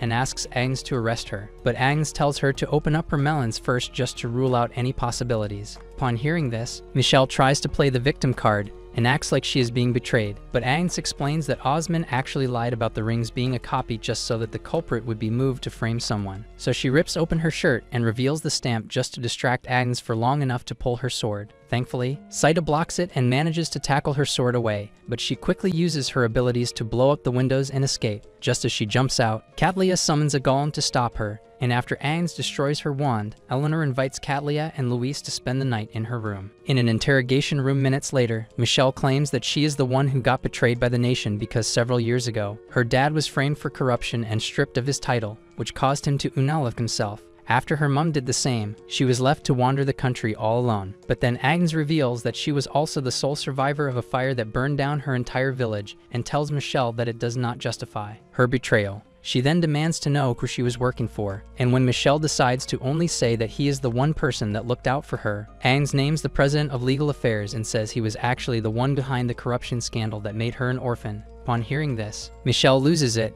and says there is no way Leishman could betray her, so Agnes further explains the amount of research she has done on him, while Louise prepares to punish Saito for going behind her back. The following day, Agnes heads over to the palace to report the case to Henrietta, and after letting her go through all the details, she asks if it's time to arrest Leishman. Henrietta then says they need more concrete evidence of his misdeeds because no one will believe Michelle when she suggests sticking with a certain plan they have been cooking up. Agnes tells her to reconsider because of how dangerous it could be, but Henrietta claims it won't be a problem because she will get a special bodyguard for protection. Later on, Saito and Louise end up in front of Scarin's shop, but he gets cold feet upon seeing the door and tries to escape the mission, so Louise drags him inside. As soon as they walk through the doors, Scarin welcomes them with a zesty performance that traumatizes them both. So Jessica rushes over to help and asks why they suddenly showed up. After explaining that it is a special mission from Henrietta, they ask why Scarin is so hyped up, so Jessica tells them all about the Royal Theater he will be performing in tonight. Before they can ask for more details, Scarin forces Saito to go help with the dishes, while Louise immediately gets forced into a costume for the performance. Hours later, Saito tries to take in the beauty of being around so many milkers, but Louise shows up to spoil his fun and tries to rip his legs off until Scarin calls her out to serve a special customer, who ends up being none other than Julio. Leak always. He quickly starts working his magic on her, but explains that he is actually here on Aang's orders, so Louise reluctantly plays along while Saito boils over with jealousy. Shortly after this, Saito heads out to drop some crates, but then a hooded lady bumps into him, so he tries to help her up and gets shocked to see that it's actually Henrietta. She then shuts him up because of the army of knights searching for her and takes him inside before asking if he can be her bodyguard for the next few hours. When he asks why she can't use her power as the new queen to request any bodyguard she wants, she explains that it's all part of her undercover mission, so he agrees to it but says she can't do anything dangerous because Louise would unalive him for failing to keep her safe. The next moment, Henrietta asks for peasant clothes to avoid unwanted attention, so Saito takes a quick look around and finds the shirt Louise wore earlier. As he then turns to give it to her, he sees her royal jugs and immediately covers his eyes for mental protection before handing over the shirt. Minutes later, Scarin decides to close up the shop so they can make it to the theater in time for the performance. So Louise finally realizes that Saito is missing. By then, he and Henrietta have just gotten to a checkpoint and realize that the knights are checking everyone to find her, so she suggests acting like a couple and places his arm around her shoulders. As they get close to the knights, Saito's poor acting skill nearly gives it away, so Henrietta places his hand in between her jugs to make it look like they are about to smash. While they make their way to a hotel, Aang's had just arrived at Leishman's place and waits for him to come out before breaking the news of Henrietta's kidnapping. Upon hearing this, he loses it and asks why her unit is so incompetent, so she promises to get Henrietta and asks for his signature on an order for the closure of every major road. After getting the signature, she prepares to leave but suddenly stops to ask about the mission from 20 years ago, where he approved the total destruction of a small village on the outskirts of the kingdom. When he claims to barely remember it and says the village was planning to attack the capital, she asks if he at least knows who the captain of the mission was. He then tells her to focus on finding Henrietta instead of asking unimportant questions, so she thanks him for the signature and heads out. By then, Saito and Henrietta have just found a room to settle in, but she suddenly starts complaining of the cold and asks him to hold her shoulder. As soon as he leans in to keep her warm, a bunch of soldiers start threatening to knock down the door, so she quickly pushes him back into the bed for a steamy makeout session right before the soldiers enter. Back at Leishman's mansion, he sends a suspicious goon to deliver a message, so Agnes tails him back to town and keeps following until Louise sees her and asks what is going on. Left with no other choice, she drags Louise into a local inn to keep watching the goon as he walks up to her room to tell a spy about Henrietta's kidnapping. Louise, who has no idea what is happening, panics at the thought of Henrietta getting kidnapped and startles the goon, so Aang quickly locks lips with her to avoid any suspicion. She then rushes outside to follow the goon and explains the plan to Louise, while Henrietta does the same with Saito and says he is the only one she could trust with her safety. Several minutes later, they all arrive at the theater, so Louise quickly tracks Saito down, but Scarin also sees them and forces them to join the performance. However, just a couple minutes into it, Leishman concludes the plan to overthrow Henrietta with a spy from Albion, so she finally reveals herself and places him under arrest for treason. The next moment, he sends his army against her and runs off. So Giulio focuses on stopping the spy while Saito protects Henrietta from Leishman's attack. To avoid getting captured, he uses a trapdoor on stage to drop down to a secret passage, but Aang shows up to stop him and says it's finally time for him to pay for burning down her village and entire family. After lying about where she can find a report of the mission to distract her, he unleashes a powerful flame spell to finish her off, but she runs right through it and stabs him in the chest. Later, Luis finally gets some alone time with Saito and starts demanding to know what he was doing with Henrietta. So he quickly changes the topic and also asks what she was doing as well without him. This causes her to remember the embarrassing kiss from Aang's, so she switches to gaslighting and yells at him while everyone else watches. Days later, Marcini presents Henrietta with a declaration of war order for her signature, and when she hesitates to accept it, he explains that every member of the cabinet has already agreed to it. After a general walks in to ask for her signature as well, she asks why they all want bloodshed, so Marcini explains that not accepting the war will only cause the citizens to revolt against her, as they all also want to see Albion conquered. He goes on to say that she is at risk of a coup if she refuses, but she still insists that aiming for peace is the right thing to do. This causes the general to get upset, but Marcini holds him back and acknowledges Henrietta's hatred for unnecessary bloodshed. He then tells her that signing the declaration is also the best move for the people because if a coup rises and dethrones her, the subsequent leader is likely going to be a cold-hearted tyrant who would not care how many lives have to be sacrificed for victory. After listening to all this, Henrietta accepts that he is right and signs the declaration, officially starting the war against Albion. A week later, Louise takes Saito into town to read the news on their army's current status in the war. While she gets excited to see that they have already won the first battle, Saito gets distracted and starts walking off. So she asks if he doesn't care about the war. He then asks why Henrietta signed the declaration after all her talk about peace. So Louise reminds him that she has a responsibility to the people that won't always feel good. Just then, Saito spots a sailor uniform at a kiosk and excitedly rushes over to buy it before talking to himself about how Luis's plotless physique would only ruin the look. Much later, Giulio finds Aang's in a bad mood, so he asks about it before calling Saito and Luis to her office for a chat. Aang then tells them about a report on the massacre of her village that was apparently stored in a building right under the academy. She had already gotten permission from Henrietta to access it, but Osman refused to undo the magical locks on it, which is why she has been pissed all day long. Giulio then asks Saito and Luis to help get inside the building since they have all become close friends, but the thought of being besties with the cheesy playboy sends literal chills down Saito's spine. When he turns to Luis and asks if she can use her void magic to unlock the doors, Saito tells him to stop overestimating her because she can only blow things up. The next moment, Louise decides to test out her explosive magic on them and destroys the entire office before they go and ask Eleanor for help. Around the same time, Siesta, who has just put on the sailor uniform for Saito, gets excited to show it to him, but then she sees them all heading into the ladies' room and decides to stalk them. Moments later, Aang opens the trap door leading into the underground tunnel, and as soon as they reach the main entrance, Eleanor takes over and quickly breaks into all 3 locks with her magic. Aang then decides to go in by herself, but Eleanor immediately tells her to forget about it because she wants to learn about all the illegal magical experiments the nation has conducted. After Saito and the others also agree to go with her, Colbert shows up and reminds Aang that Osman was against this, but she refuses to listen to his low testosterone rant and storms inside. While walking through the tunnel moments later, she further explains how important it is to uncover every secret because she will have to protect Henrietta once she joins the war at the front lines. Upon hearing this, they all get worried, but Aang suddenly tells them to stop moving because someone has been following them. They then prepare to fight whoever it is until Siesta rushes towards Saito with her jugs swinging in every direction. After explaining how Saito told her to put it on because Luis was too flat to make it work, she realizes her mistake. But it is already too late as Luis lets off another explosion that closes off their exit with debris.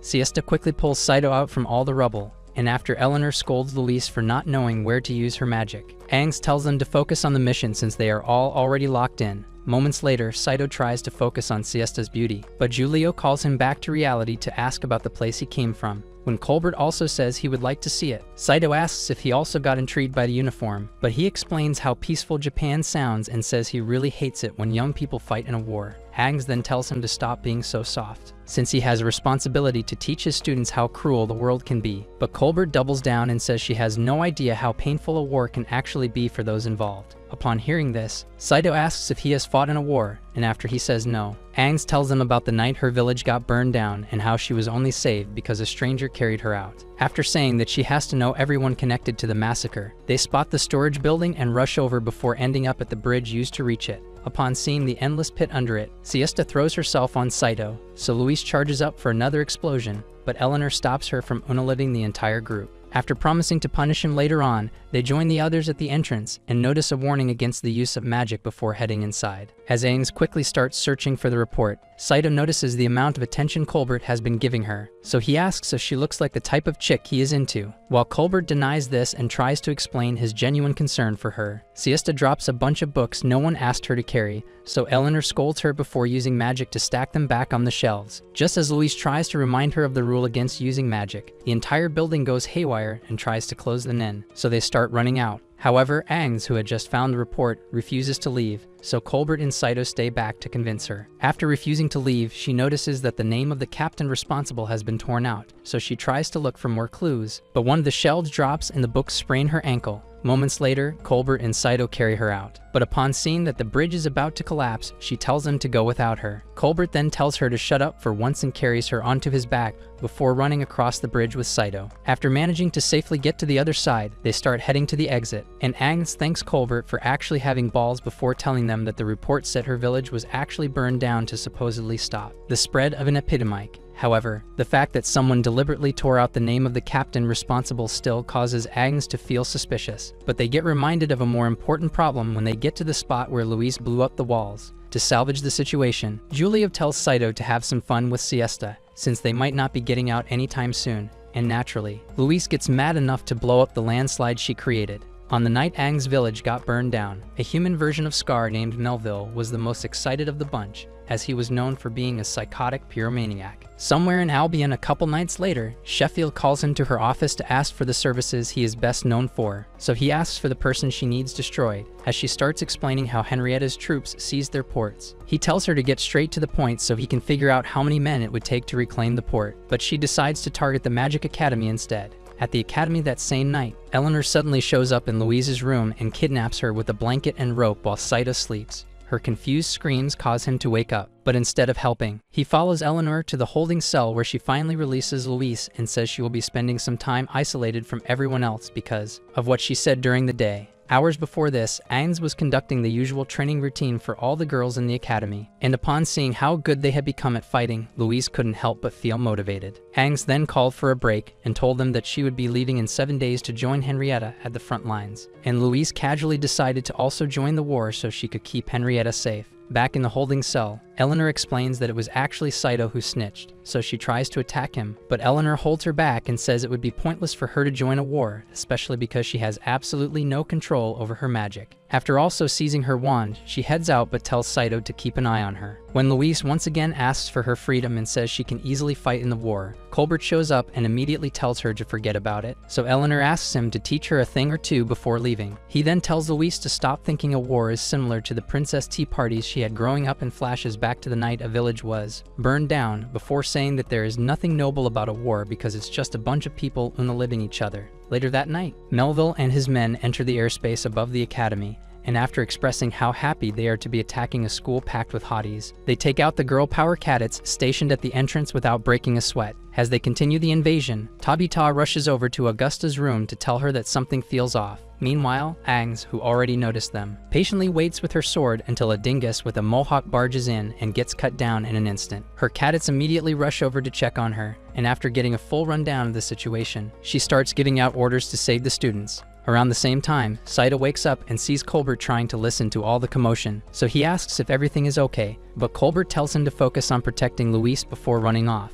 Minutes later, Melville and his men start moving everyone to the cafeteria, so Aang tries to figure out a new plan while Saito keeps telling Louise that it's nothing to worry about. Shortly after this, Julio, who also got captured, tries to instigate Melville by dissing his entire squad and calling them weaklings who couldn't handle the front lines, but Osman tells him to stop running his mouth. Melville then says he actually doesn't care about anything as long as his employer pays well, but he also makes it clear that his men won't hesitate to send them up to heaven if they cause trouble. The next moment, Margarita starts bawling her eyes out and refuses to shut up, so Melville walks over to her and asks if she has ever been roasted like a Thanksgiving turkey while still being conscious. After she immediately turns off her vocal cords, Osmond offers to let them keep him as a hostage in exchange for everyone else going free, but Melville tells him not to bother because no one would be interested in a washed-up old geezer like him. Eleanor and Catalia then offer themselves up as well, but he still refuses and says he would rather keep a whole school of rich chicks captive to gain leverage on Henrietta. By then, Aang's cadets had just finished setting up explosives by the windows, so she calls out to Melville from the door and demands that he release everyone or face the wrath of her girl squad. She then tries to distract him by asking why they would attack some regular academy, but Melville notices the explosives and blows them up with her cadets still stationed at the windows. Upon hearing this, Colbert sends a messenger owl out to get reinforcements, while Saito decides to give Louise her wand back. She then tries to figure out the unlock spell Eleanor used the other day, but eventually uses her favorite trick to blast the door right off its hinges. Back at the cafeteria, Melville decides to get a little more serious by unaliting Julio first, but Aang and her girls rush in to stop them. After he melts their guns, she pulls out her sword and charges in while calling him a coward, so he explains how he usually likes to burn his captive down to ashes. When he mentions the village he burned down with excitement 20 years ago, she realizes that he is the reason for her lifelong trauma and completely loses it. Meanwhile, Saito and Luis had just met up with Tabitha and Augusta, so they decide to go save everyone. But Colbert stops them and suggests waiting for reinforcements instead. After hearing him out, Augusta tells him to stay back in his office if he is so scared, because she has been itching for a real fight for ages. Back inside, Melville has just melted Aang's sword and forced her down, but when she asks if he was the captain that led the mission to burn her village, he stops to explain how the captain, who was called Flame Snake at the time, inflicted the scar on his face. While he goes on to rage about how he desperately wants to get his lick back, Aang freezes in terror as she realizes that there is someone even more brutal than him. Minutes later, Augusta tries to come up with a surprise attack to catch Melville off guard, and when Colbert reminds her that he is a professional mercenary with decades of experience, she ignores him to figure something out with the girls. However, after Luis agrees that they need someone to act as a detour and draw their attention, Colbert tells them to stay put so he can save everyone and asks Saito for help before heading to his office. Meanwhile, Melville continues gushing over how powerful his captain was that night and how he couldn't resist the urge to test his strength. That ended up being a brutal mistake, because after he attacked, his captain countered with a powerful blast that almost melted off his entire face. As he continues the story, Saito gets curious about the paper balloons being filled with a dark powder, so he asks Colbert how he plans to use it. But Colbert avoids the question and asks if everyone in his world is really equal. After Saito says yes and completely ignores the fact that guys like Mr. Beast can buy an entire country, Colbert expresses his wish to visit it once again before telling him to grab the stuff. By then, Augusta has just started losing her patience, so Tabitha convinces her to wait a little longer.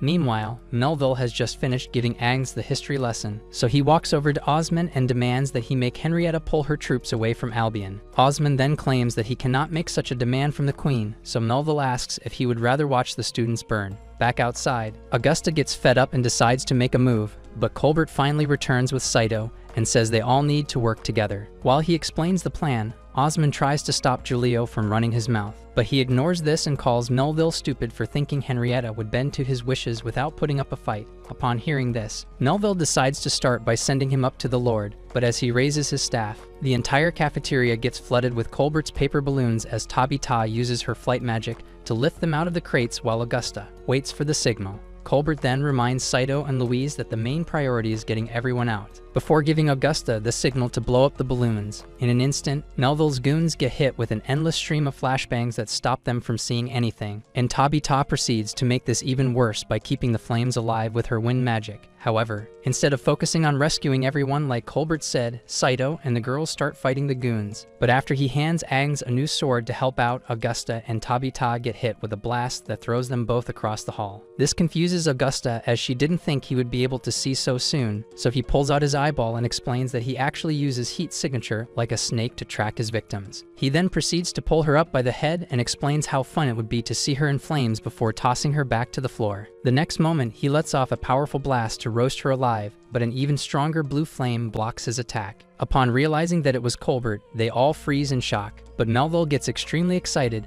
and says he has been searching for him all these years. He goes on to explain how cold-hearted Colbert was in his prime, but they all still struggle to accept this until he easily knocks out one of the goons with a low-effort blast. After telling Augusta to take Tabitha outside where it's safe, Colbert instructs Luis and Saito to free the others as well, and they quickly accept his order without the usual backtalk, as they finally realize that their nerdy four-eye professor had always been an oge. As soon as Melville starts attacking him, Aang flashes back to the traumatic night her village was burned down and also charges in to attack him. But Colbert manages to avoid her sword and warns her to stay back from the flames, but she refuses. Melville then tries to roast her for interrupting their duel, but Colbert protects her again and continues pleading with her to leave. Seeing this as the perfect opportunity, Melville waits until she charges in again before firing off a powerful blast in her direction. Upon seeing the terrifying fireball heading her way, she freezes in fear, so Colbert shoves her out of the way and ends up in excruciating pain as he gets burned alive. Thankfully, his ability to control flames helps him keep the damage to a minimum, but it still stops him from getting back on his feet. Right then, Aang notices a scar on his back and experiences another wave of shock as she recalls that the man who saved her had a similar scar. While she gets confused about her next course of action, Colbert starts hitting Melville with every spell in his arsenal. But Melville takes it like a nice sauna session and brags about how strong he is compared to that knight in the village. That is, until Colbert pulls himself back up and unleashes a high-level spell unlike anything the blind psycho has ever experienced. After he gets back up and prepares to counter with his most powerful spell, Colbert gives up. So Aang rushes in and stabs Melville through the heart right before he completes the spell. Upon seeing this, Colbert drops and expresses how happy he is to see that she is safe, but she immediately asks why he saved her on that night. The next moment, Saito and the girls rush back inside to help him, so she orders them to stand back and raises her sword to stab him as well. As they all start begging her to reconsider, Colbert tells Augusta to move aside because he actually deserves to be unalived by her sword. Just like Melville said earlier, he had actually burned down her entire village with a single spell. But after learning that it was not actually an abandoned epidemic site like Leishman and the others told them, he rushed inside to find any survivors and could only save her. He then tells Aang to make it quick, but asks that she stop taking lives after his own because no good comes from fighting in a war. Despite this, Aang gets pissed off again and still decides to stab him, but then Luis suddenly tells her to drop the sword and starts crying because he already kicked the bucket. The next morning, Aang finds Saito in the workshop and hands him a letter Colbert left behind, but since he can't read their language, Luis takes the letter and reads out Colbert's final wish to see his world at least once. After she leaves, Luis tries to talk to him about it, but notices that he is fighting back the tears, so she hugs him until he lets go and cries in her arms. Days later, they both arrive in Albion to see Henrietta because she summoned Luis for a special request. After they greet each other, the general asks Luis to aid the war with her abilities before pulling out a map to show her where the enemy camp they have to destroy is located. At first, Luis gets conflicted about it, but after Henrietta explains that it could be the only way to ensure that there are little to no civilian victims, she promises to give it her best shot. A couple hours after this, Saito pilots the jet through a snowstorm and continues running his mouth about not wanting to fight in a war until she tells him to shut his stupid mouth up and focus on flying. As soon as they spot the enemy camp, he opens up the hatch so she can start the incantation, but just as she summons enough magic for the blast, she loses consciousness and falls into his arms, so he takes the jet back up into the sky. After Delfinger says she can't use such a powerful spell so casually, she wakes up and immediately tells Saito to fly back to the enemy camp. As he then tries to warn her, she starts scolding him as usual until he tells her to move her kitty out of his face so he can see the Albion soldiers trying to attack them. After managing to evade them, Saito shoots down both of their dragons to avoid unaliving the soldiers. But the jet's engine also takes a hit that sends them crashing into the mountainside. Shortly after this, Henrietta receives word of their failure from the general, who then suggests launching a full-scale attack like they had originally planned. Left with no other option, Henrietta agrees to it but remains concerned about what might have happened to Saito and Louise. Much later, Saito carries Louise on his back to find shelter from the snow, and when she asks how they can ever face Henrietta again, he reminds her that the plan failed because she still has no control over her magic. She then spends the next few minutes pounding his skull before they find a small cave to use as shelter. Upon seeing the snot leaking from his nose, Luis gets creeped out and hands him a napkin to blow it out, but he asks for cuddles instead because he can't handle the cold. She immediately turns him down out of embarrassment, so he explains just how bad he feels until she leans into him to share some body heat. Instead of accepting this, Saito decides to test his luck by suggesting that they both strip to share more heat and is immediately sent flying into the snow, but this causes him to pass out as she frantically tries to wake him up. Delfinger tells her not to bother because he at least got to be with the one he loves before heading to the afterlife. Hearing this causes Luis to panic, so she starts taking off her clothes and spends the rest of the night keeping him warm.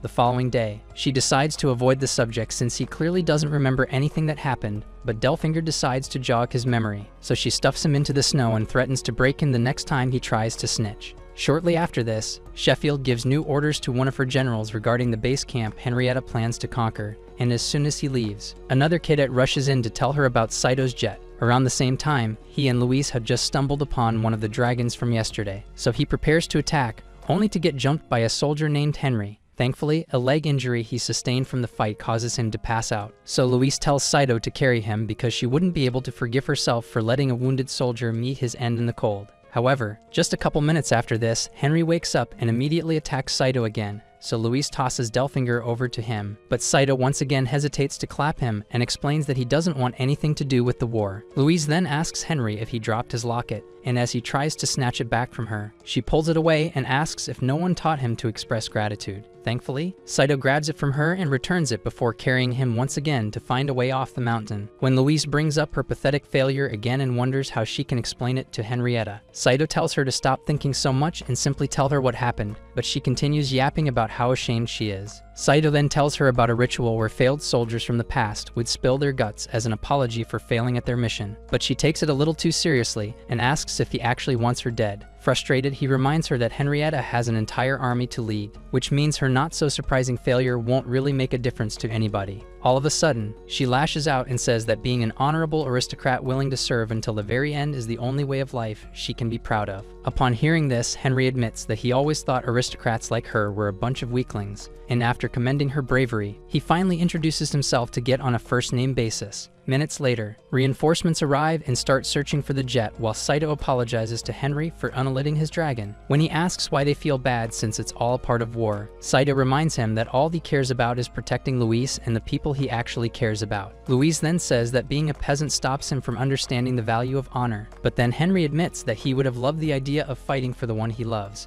Upon hearing this, Luis asks if the girl in his locket is special to him, so he explains how he had to break up with her because of the war. When Saito suddenly calls him stupid for doing that, Henry loses it and pushes him away before starting a fight. Saito then resists the urge to shatter his teeth and explains that he can still fight for the one he loves by making sure he returns to her after the war. Luis also agrees that being a soldier doesn't stop him from experiencing love, so he decides to stop fighting. But then they hear gunshots and realize that his comrades are closing in. The next moment, Henry rushes out to distract them, so Saito and Luis immediately make a run for it, only to get their cover blown by Giulio and his dragon. Luckily, they manage to climb on and make it out before Henry's comrades get close enough for a proper attack. Shortly after this, they return to Henrietta, and after receiving a hug, Louise drops to her knees and asks for the most dangerous mission because she can't live with the shame of being a useless aristocrat. Several days later, she heads into the city with Saito to watch the festival, but while Saito gets excited about it, she suddenly starts complaining about how the Albions clearly have no regard for the war since they are easily celebrating with Tristane soldiers. Saito then reminds her that Sheffield pulled out all their food supplies and left them stranded until Henrietta's soldiers decided to share the supplies they came with. Despite this, Louise continues rambling on about an aristocrat's honor as usual, so he decides to stay back and enjoy the festival with everyone else. Later, Louise answers Henrietta's summoning, but learns that they actually wanted to speak with Saito because they need his piloting skills for a spy mission to make sure Sheffield is observing the festival truce. After promising to get it done, Louise heads out to speak with Saito, but before getting close enough, she remembers how much he hates the war and decides to ask Giulio for help instead. Upon seeing this, Saito rushes over to ask where they are going,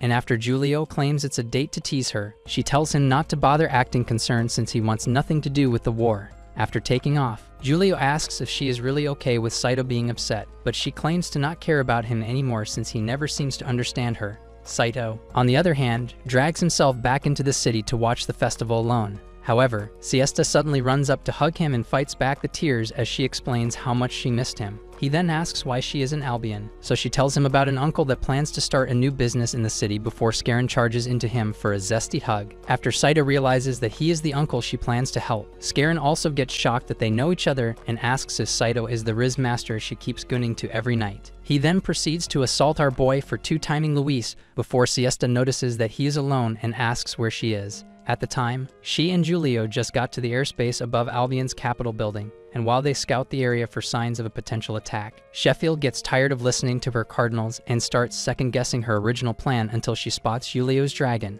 By then, Giulio has just noticed how upset she is, so he asks if she chose to ride with him just to keep Saito safe. She immediately tries to deny it, but he tells her not to worry because he understands just how much she cares for the dust-brained creep. The next moment, they see 3 dragon knights flying towards them, so Giulio tells her to hold on tight before evading all 3 dragons and commanding his dragon to unleash a powerful blast that knocks them all out. In a tent several minutes later, Jessica tells Saito that she can no longer root for Luis since Siesta is her cousin. He then realizes that having massive milkers must run in the family, and after Scarin also shows off his man Jugs. Gyuch walks into the tent with excitement to show Saito the medal of bravery he won for his efforts on the battlefield. While they continue talking, Louise returns to her room and immediately asks Delfinger where Saito is, but he senses the emotions in her tone and asks if they had another fight. After she acts oblivious to the way she treated him and says he doesn't care about her, Delfinger reminds her that he decided to stay back in their world to be with her, only to receive her daily tantrums and endless whipping as his reward. Back in the tent,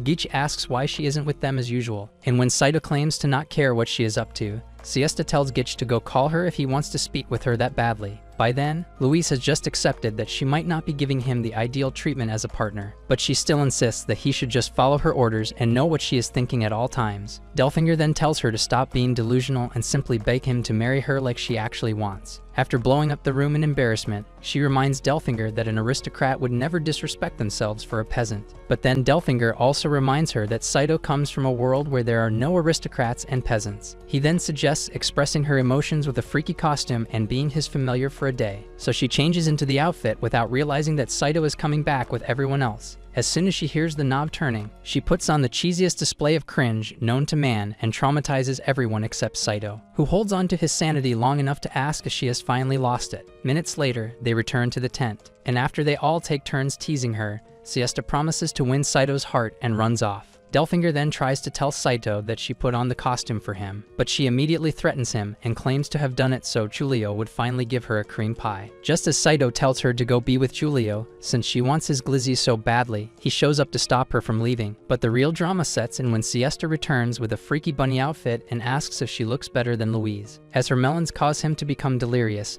Louise tries to stop Siesta, but ends up removing her melon wraps in front of everyone. Meanwhile, Sheffield has just taken one of her generals to the water channel that supplies the entire town, and after infecting it with the ring's power, she tells him to stick to the plan and vanishes without so much as a warning. Minutes later, Gyuch starts claiming that he met a real fairy during his battles, and after he says that she brought him back to life, Giulio says that he was probably delirious from the blood loss. Siesta then says he should be happy that he survived whatever traumatic injuries he endured, but Gyuch claims that he was not bothered by it because dying during battle would seal his legacy as a true aristocrat. The next moment, Saito blows up and cusses him out for being so stupid that he now thinks his life only amounts to getting unalived in some meaningless war. As he continues rambling about how they should value their lives, Louise tells him to shut up if he can't understand what it means to be an aristocrat, but he refuses to hear another word and storms out. Moments later, Siesta catches up to him and tries to comfort him before suddenly claiming to be cold and asking for a private place to get warm. As soon as they enter a random hotel room, she confesses her feelings and locks lips with him, while Louise starts searching all over for him. Around the same time, the soldiers decide to get a drink at the town's main well, but after they all get a sip, Sheffield takes over their minds and orders them to attack each other. Moments later, Ains rushes into Henrietta's chambers to tell her that something is wrong with the soldiers, but she sees a fireball heading to the window and rushes to protect her while General Portier gets roasted alive. Saito notices the explosion as well, so he decides to head out. Siesta accepts that he will always go back to Luis and gives him a sleeping potion so he can knock her out and escape from the war completely. Meanwhile, Luis gets confused by the sudden battle raging between their own soldiers, so she starts calling out to Saito for help. In a matter of minutes, the city gets flooded with zombified soldiers hungry for blood, so Luis runs to the nearest alley to hide from them. Just then, one of the soldiers shows up to unalive her, but Saito saves her at the last moment. The following days, all the surviving locals rush to the port to board the ships, and while the remaining soldiers help them get on, Ains explains the situation to Henrietta and Marcini. After listening to everything, Marcini tells Henrietta to get on the next ship, but she refuses and says she will stay until every civilian has been safely evacuated. Shortly after this, Saito learns that Luis plans to stay back and fight at the last line of defense, so he asks why she would let them force her into acting as Henrietta's meat shield. She then reveals that Henrietta actually has no idea about it because it was Marcini who begged her earlier on after she refused to get on the ships. Despite this, Saito insists that it would be her most stupid decision yet because she still can't control her magic. But she insists on staying back and claims she will be able to control it to keep Henrietta safe. When he tells her that facing off against an army of 70,000 men is obviously way too much for a rookie mage to handle, she claims to be done expecting him to understand the importance of being an aristocrat. However, she then proceeds to give him a hug and tells him to return to his world instead of obsessing over keeping her safe. Upon hearing this, he pulls back to ask if she is being serious, and after seeing the tears running down her face, he turns away and decides to accept it. All of a sudden, she grabs a bottle of wine and suggests having a farewell toast since they might never see each other again. He then tries to open it up, but then she moves closer and suddenly asks for a wedding. This completely catches Saito off guard, but after she says she just doesn't want to get unalived without any proof that she lived, he agrees to it. Minutes later, she buys 2 magical flowers and refuses to explain what they are before taking him to a chapel for their ceremony. While she prays for their union, he mixes some of Siesta's potion into her wine and makes sure she drinks it all before asking about the kind of void they say during weddings. Before giving her a chance to answer, he tries to steal a kiss, so she attacks him before taking his hand and telling him the vows to say. As soon as he says the 3 magic words, she starts bawling her eyes out and explains just how strongly she feels for him. However, as soon as she also tries to say the magic words, the potion kicks in, so he carries her out and sees Giulio waiting at the exit. Thankfully, Giulio reveals that he also doesn't want her fighting Sheffield's army, so Saito hands her over to him and decides to do the fighting in her place. Hours later, Saito starts fighting the zombified soldiers to stop them from reaching the port while Aang rounds up the rest of the citizens so the ships can take off. Inside Henrietta's chambers moments later, she hears about Luis's plan to stay back and tries to leave the ship. But after Marcini drops to his knees and explains how terrible it would be for the nation if she gets clapped, she decides to stay but gets overwhelmed by guilt. Meanwhile, Luis finally wakes up on the deck and immediately tries to join the fight, but after seeing that they are already in the air, she asks for Saito. Giulio then explains what he did and says he stayed back to keep her safe. Upon hearing this, Siesta immediately regrets giving him the potion and passes out while Luis rushes to the ship's edge and starts yelling his name, while Giulio grabs a hold of her to make sure she doesn't fall. Saito sees Sheffield's army approaching and takes a moment to get his thoughts together before charging in to fight them all on his own. With help from Delfinger and his abilities, he manages to stay on his feet despite taking multiple powerful hits. But after a rain of arrows inflicts multiple injuries across his body, he quickly loses his energy and drops right at the center of the battlefield. The rest of Sheffield's soldiers then charge up their magic for one final attack against him, and after they unleash it, Louise sees the spark of life in her magic flower fading and breaks down as she realizes that he is gone. At the academy several days later, everyone struggles to accept the fact that their favorite creep is no more, and Louise continues crying in her room. So Eleanor shows up to remind her that none of this would have happened if she stayed home. When Louise ignores her and continues crying, she asks why such a lowly peasant is troubling her so deeply. The next moment, Louise snaps and explains how important Saito was before telling them both to get out of her room. After they leave, she starts confessing her love to Saito while holding the flower bottle until it suddenly starts glowing again. She then rushes out and keeps going until she sees him standing in the distance and freezes in shock. Upon seeing her, he immediately runs over to hug her, and after several minutes of holding each other, he explains how a hot fairy with monstrous milkers saved him and nursed him back to health with her melons. The next moment, she charges up her wand to punish him for having fun with a mythical baddie, so he runs into the academy to escape while everyone else gets excited to see that he is still alive. Siesta especially gets shocked when she sees him, but he loses his senses to her jugs as usual until Luis catches up to him. Will our lovebirds finally get enough time to practice Saito's freaky fantasies, or will Sheffield continue the invasion in Tristane? Comment freaky familiar to find out, and don't forget to turn on post notifications after subscribing to make sure you don't miss our next videos.